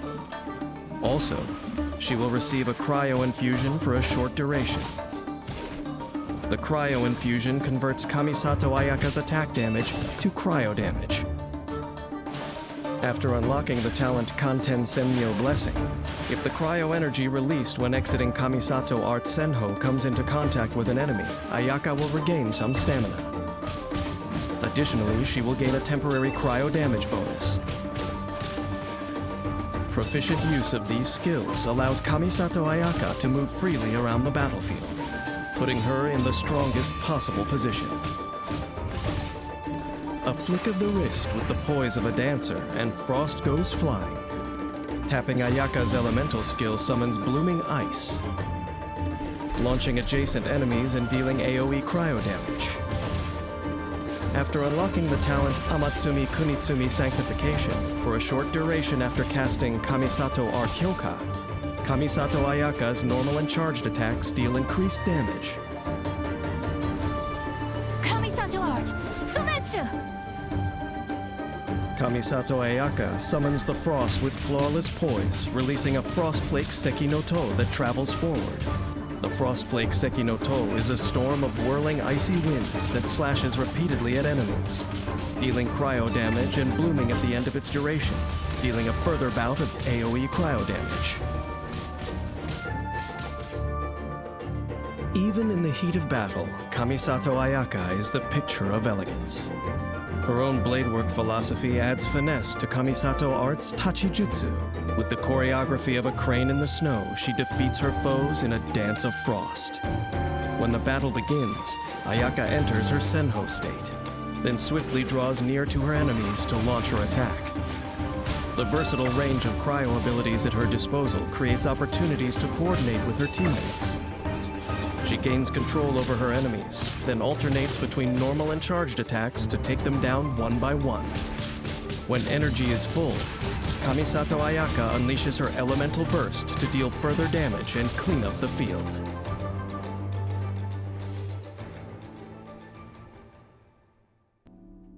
When Inazuma locals discuss the Yashiro Commission, they are full of praise for Kamisato Ayaka's cordial manner and sincerity of speech at social gatherings.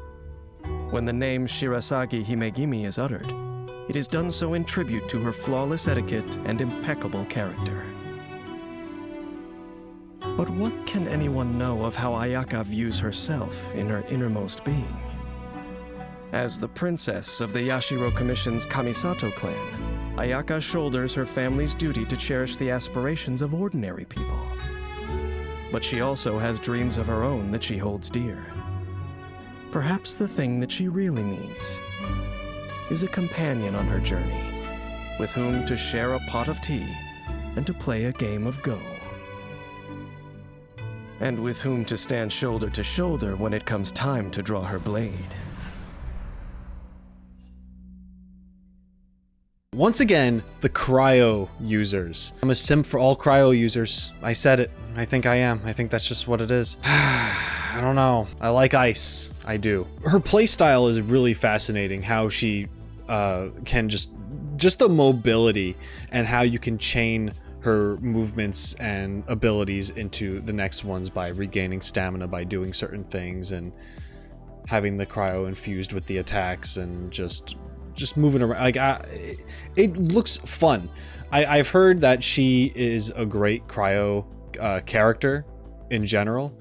I don't know if she's the best or if there is a best, but I know that she's up there. Like I've heard a lot of good things. Once again, Dane at the end here, not talking about himself, but you know, giving his little 2 cents here on what he thinks about these characters that he is, you know, introducing to us.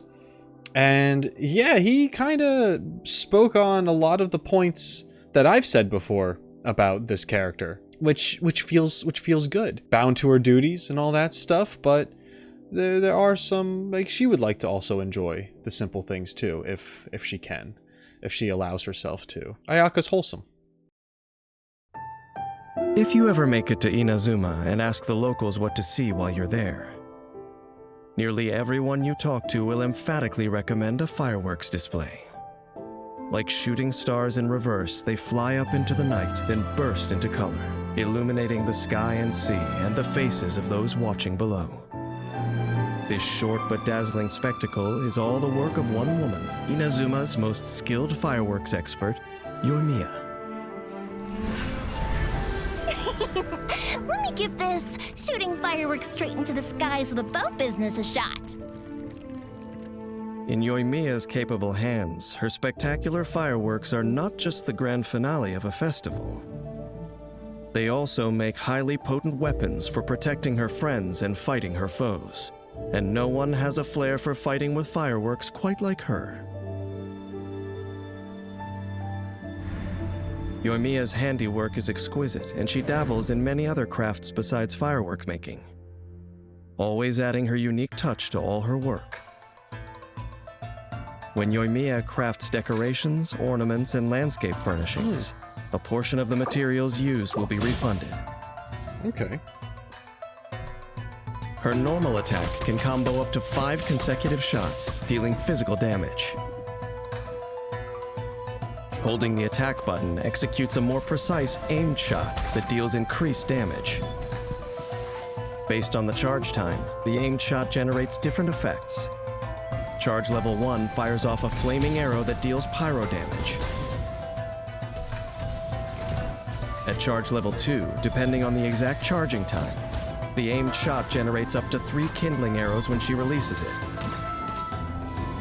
Kindling arrows home in on nearby enemies, dealing pyro damage. Tap Yoimiya's elemental skill and she waves a sparkler, causing a ring of saltpeter to surround her and sending her into the Niwabi Ensho state. During this time, that's cool. Arrows fired by Yoimiya's normal attack will be blazing arrows, increasing their sick. damage and converting the attacks to pyro damage. However, during Niwabi Ensho, Yoimiya's normal attack, Firework Flare-Up, will not generate kindling arrows at charge level 2. After unlocking the talent Tricks of the Troublemaker, during Yoimiya's elemental skill duration, when her normal attack hits an enemy, she gains a stackable pyro damage bonus, which lasts for 3 seconds.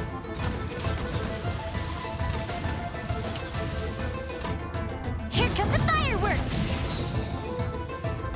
Yoimiya leaps into the air, together with her original creation, Ryukin Saxifrage, firing forth blazing rockets bursting with surprises that deal AoE pyro damage, and mark one of the hit enemies with Aurous Blaze. All attacks by any party member other than Yoimiya that hit an enemy marked by Aurous Blaze will trigger explosions, dealing AoE pyro damage. If the enemy affected by Aurous Blaze is defeated before it expires, the effect will pass on to another nearby enemy who will inherit the remaining duration. Aurous Blaze explosions are subject to a short cooldown. After unlocking the talent Summer Night's Dawn, for a short duration after casting Yoimiya's Elemental Burst, nearby party members other than Yoimiya herself gain an attack bonus. This bonus is based on the number of Tricks of the Troublemaker stacks Yoimiya possesses when she unleashes her Elemental Burst. Armed with a Pyro Vision, Yoimiya has more than one way of playing with fire.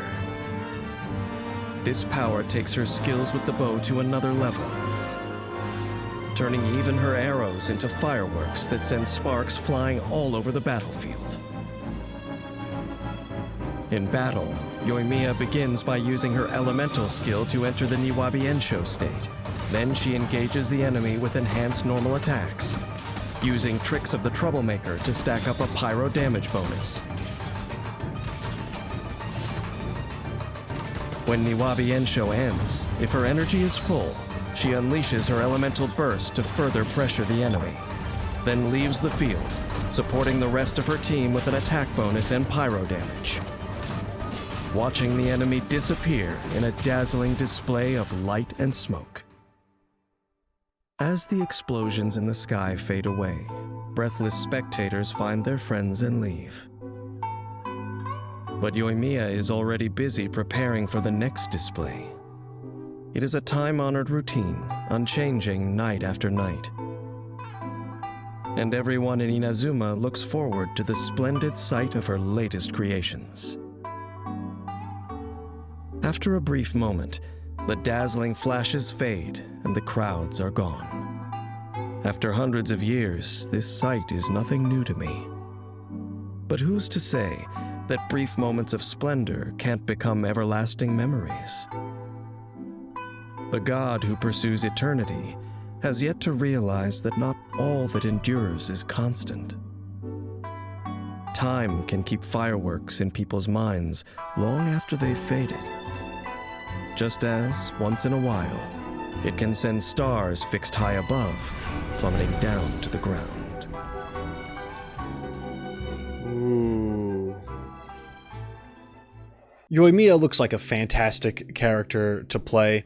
I love the versatility where you can be more so on the sniping side, charging up your shots, sending out additional little fireballs, hitting all sorts of targets, having them home on to them and such. And then there's that mid-range where she can activate, you know, that ability to make all of her normal attacks pyro based. And the marking ability and how that helps the rest of your team when you swap out to them. And they even mentioned the whole, there's a decoration thing. I think I heard somewhere that there's like a little house you get or something, maybe. I don't know, but I think this is the first time we've heard anything about decorations. So, okay. And as far as Dane goes, at the end, I find it kind of cool how he's essentially talking about Raiden Shogun, right? The god who seeks eternity, or however he phrased it. And then talking about how fireworks, they happen, they fade away, but the memories remain. And I don't know. Cool little touches. I dig it. Ninjas are often portrayed moving under the veil of night, stealthily conducting their mission in the shadows. As such, people tend to let their imaginations regarding ninjas run wild, filching objects in a flash, vanishing without a trace, and laying poisonous traps. Such skills are necessary to be worthy of the ninja title. But in the eyes of Ninja Sayu, no matter how profound the art of ninjutsu may be, it is to be used but for a single purpose: slacking off. To this ninja who never passes on an opportunity to be lazy, the stirring of the leaves is not the opportune diversion to strike her enemy. Rather, it's a favorable time to slip away for a nice nap. Sayu, Shumatsuban at your disposal. Phew. But if you don't need me right now, I'm gonna grab some sleep. Sayu is the Shumatsuban's resident ninja, and the last successor of the Yuhu art. She uses the power of Animo to swiftly move across the battlefield, and wields a claymore much heavier than herself to protect her companions. As a master slacker, Sayu's most adept ninjutsu technique is the art of holding her breath. When Sayu is in the party, your characters can approach crystal flies, lizards, and other certain animals without startling them. Oh. Sayu's normal attack Guess can they'd combo fly up away to 4 otherwise? strikes, dealing physical damage to enemies. Holding the attack steadily consumes stamina, while Sayu spins her claymore, dealing physical damage to nearby enemies. Once Sayu stops spinning her blade, she unleashes a more powerful strike that launches smaller enemies within her range. Tap Sayu's elemental skill to perform a special ninjutsu technique of the Yuhu art, in which Sayu curls up and enters the Fufu Windwheel state and rolls forward for a certain distance, smashing into opponents at high speed, dealing animo damage. When the skill ends, Sayu performs a Fufu Whirlwind kick, dealing AoE animo damage. Holding her elemental skill casts Yuhu art Fuin Dash, causing Sayu to roll continuously in the Fufu Windwheel state, increasing Sayu's resistance to interruption while within that state. During this time, Sayu can control the direction of her roll, and can cast the skill again to end her Windwheel state early. Upon ending it, she unleashes a stronger version of the Fufu Whirlwind kick, dealing a single instance of AoE animo damage. The longer Sayu remains in her Windwheel state, the longer the skill's cooldown will become. After holding her elemental skill and entering the Windwheel state, if Sayu comes into contact with Hydro, Pyro, Cryo, or Electro, elemental absorption will occur, causing her to absorb that element and deal additional elemental damage of that type. Elemental absorption may only occur once per use of this skill. With adept use of Fu-Fu Windwheel state, Sayu can swiftly roll across the battlefield to trigger swirl reactions in tandem with other party members. In the open world, Sayu can make use of her Fu-Fu Windwheel to quickly cover distances, aiding with exploration. I've heard about this. Ninjutsu! Unleash her Elemental Burst to deal animo damage to nearby opponents, as well as heal all nearby party members. The amount of HP restored is based on Sayu's attack. Additionally, Sayu performs another ninjutsu technique of the Yuhu art, summoning Sayu's trusty helper, Muji Muji Daruma. At specific intervals, Muji Muji Daruma will take one of several actions based on the situation around it. If the HP of nearby characters is relatively high, it will attack a nearby opponent, dealing animo damage. If there are nearby characters with HP below a certain percentage, it will heal the character with the lowest HP percentage left. The amount of HP restored is based on Sayu's attack. If there are no opponents nearby, then it will focus on healing characters, even if the characters already have relatively high percentages of HP. After unlocking the talent No Work Today, when Muji Muji Daruma heals a character, it will also heal a certain percentage of HP for other nearby characters on the battlefield.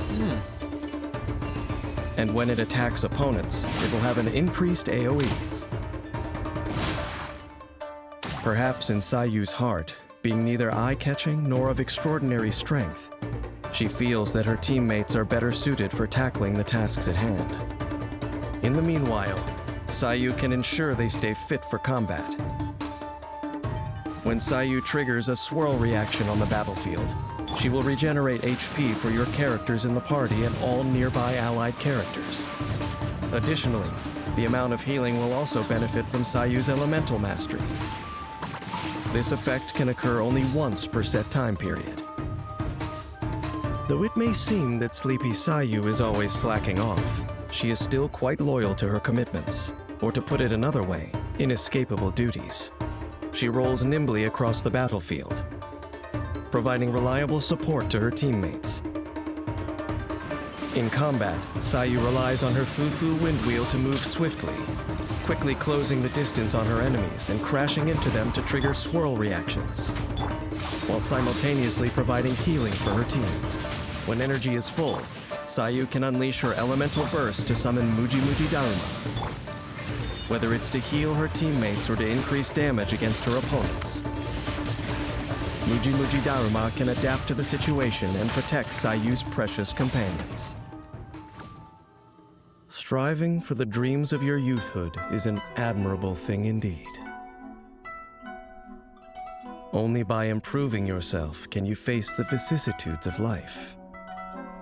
And when it comes to improving yourself, whether it's sharpening your combat skills or simply trying to grow taller, to the young, anything worth striving for is a truly valuable endeavor. Now that I think about it, I too was probably once that way. Naive, persistent, and untiring. I'm only joking, of course. I've long forgotten the happenings of hundreds of years ago. Alright, Dane, we get it. You're an old guy. I can relate. So right there, once again, we have Dane talking about how long he's been around. Hundreds of years, at the very least. He doesn't remember everything, but he knows he's seen a lot. But Sayu here seems like a lot of fun. I'm going to be saying that a lot. I've already been saying that a lot. I like her Sonic Dash thing that she's got going on, you know? That seems like a lot of fun. And I like her little buddy summon thing. That seems pretty cool too, and very useful. I like Sayu. I don't know if it's a character that I'd really want to, you know, level up a lot, but she'd definitely be cool to have, especially for, you know, collecting those things probably, and her mobility of just being able to get around faster. Because I imagine that's a lot faster than just sprinting from place to place or gliding. So, yeah, great. That was fun. In the eyes of Inazumans, Raiden Shogun. the Raiden Shogun is not only an Archon, but also a symbol. She is their superior leader who embodies eternal thunder and radiance. Her Excellency, the almighty Narukami Ogosho, a 1,000-year-old protector of Inazuma. Little do they know that the current ruler of Inazuma, the Raiden Shogun, residing high up in Tenshukaku, is no longer the same Archon who emerged victorious from the Archon War. The campaign begins. The Raiden Shogun is a martial artist in pursuit of perfection, with a sole goal of achieving eternity. No matter who stands in her way to eternal euthymia, they have no chance against the divine punishment that shines down with her bidding. It was the Raiden Shogun who originated the Inazuman art of sword and polearm, as well as a variety of blade forging techniques. When ascending swords and polearms, the amount of mora spent by the Raiden Shogun will be decreased. The Raiden Shogun's normal attack can combo up to 5 strikes with her polearm, dealing physical damage. Holding the attack button consumes a set amount of stamina to perform an upward slash, dealing physical damage. Despite claiming to be detached from the mortal world, perhaps the Raiden Shogun still remembers her role as an Archon. She accrues the aspirations of all living creatures for her chakra desiderata. When party members other than her use their elemental bursts, the Raiden Shogun will build up resolve stacks for chakra desiderata based on the energy cost of the bursts used. Then, use up all the resolve accrued to empower her next elemental burst. The resolve accrued by chakra desiderata will dissipate once the Shogun is out of combat for a set time. The exalted Archon devoted to eternity. What caused her to stop in her tracks and listen to the wishes of her people? After unlocking the talent Wishes Unnumbered, the elemental orbs and particles collected by nearby party members will grant additional resolve for chakra desiderata once per set time period. Upon tapping her elemental skill, the Raiden Shogun unveils a shard of her euthymia, dealing electro damage to nearby opponents, and granting nearby party members the Eye of Stormy Judgment. When characters carrying it attack and deal damage to opponents, the Eye of Stormy Judgment will unleash a coordinated attack, dealing AoE electro damage. Whoa. The characters who gained the Eye of Stormy Judgment will have their elemental burst damage increased, based on the energy cost of the elemental bursts unleashed. Thanks to the Eye of Stormy Judgment, the Raiden Shogun can aid her teammates without being on the battlefield, boosting their offensive capabilities. That's wild. Now you shall perish! Gathering truths unnumbered and the resolve of wishes uncounted, the Raiden Shogun unleashes the Musou no Hitotachi, dealing AoE electro damage, using Musou Ishin in combat for a certain duration afterward. The damage dealt by Musou no Hitotachi and Musou Ishin's attacks is based on the number of chakra desiderata's resolve stacks consumed when this skill is used. While using Musou Ishin in combat, the Shogun's normal, charged, and plunging attacks will be regarded as elemental burst damage, and will be infused with electro damage which cannot be overridden. When such attacks hit opponents, she will regenerate energy for all nearby party members. While in this state, the Raiden Shogun's resistance to interruption is increased, and she is immune to electrocharge damage. After unlocking the talent Enlightened One, if the Shogun's energy recharge surpasses a certain value, the surplus energy recharge grants her a percentage-based electro damage bonus, and more energy restoration while in Musou Ishin. The Raiden Shogun can accelerate the elemental burst rotation of her party while making the elemental bursts of her teammates more powerful. Such a seasoned leader like her remains fearless in the face of any encounter. In combat, the Raiden Shogun can use the Eye of Stormy Judgment to help teammates in difficult fights. When her teammates unleash elemental bursts or collect elemental orbs or particles, the Shogun gains more resolve for Chakra Desiderata. Wait for an opportune moment to unleash Musou no Hitotachi to deal lethal damage to your enemies. And enter Musou Ishin to clean up the battlefield while regenerating energy for the whole party. To enable a round of elemental bursts that will strike foes down as fast as lightning. Neighboring the Dark Sea, Inazuma has witnessed many a war. For the pursuit of eternity and the prosperity of Inazuma, the Raiden Shogun stuck stubbornly to her path. But what let some bloom made others wither. There is no gain without the pain of loss. When facing their fears, Archons and mortals are all the same. Yet Archons are born arrogant. By attempting to grasp the heavenly principles, she brought a disaster upon mortals. Perhaps some may say that I'm overstating what happened, but I'm just speaking from experience after all.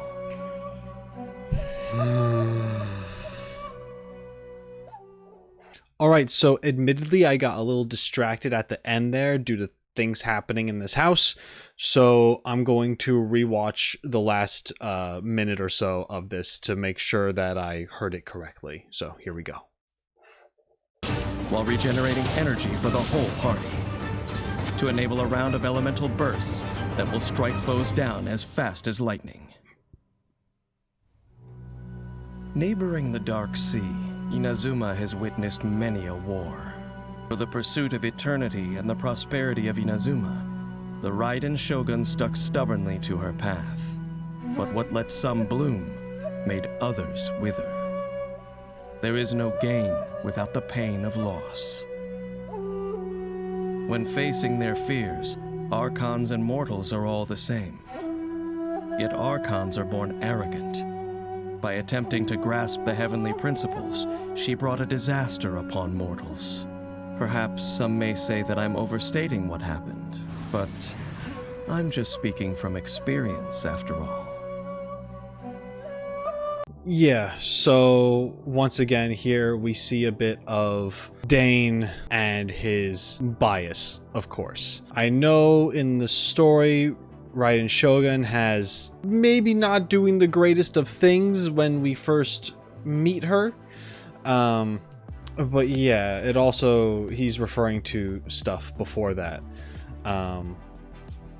Yeah, I mean, Dane's had an issue with the gods for quite some time and has watched all sorts of stuff go down. So he's just, once again, throwing in his 2 cents and being like, you know, maybe people think I'm over-exaggerating, but hey, I saw the stuff happen, so I'm just saying. I'm just saying what I saw, man. You know, it's very much that feel to it.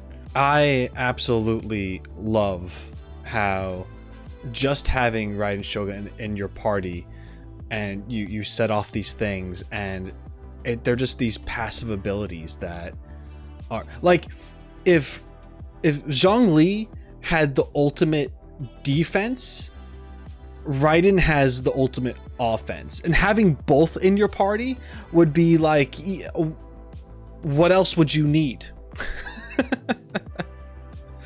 I feel like that's just a crazy combination. The potential there is nuts. I love how you can have that eye and it's going to be periodically doing damage as you're doing damage with your other characters too, and to assist, and then there's essentially that ring, that meter that builds up and you have even stronger moves, and it's absolutely crazy. Raiden looks like a lot of fun, and at the time of this recording I heard that she's going to be on a banner soon. Oh man, the urge is there, but yeah, we'll see how it goes. If memory serves me right, the last time... You simply need to say these 4 magic words. Something amusing just happened. I thought it was going to be step on me, mommy. I think Dainsleif is some kind of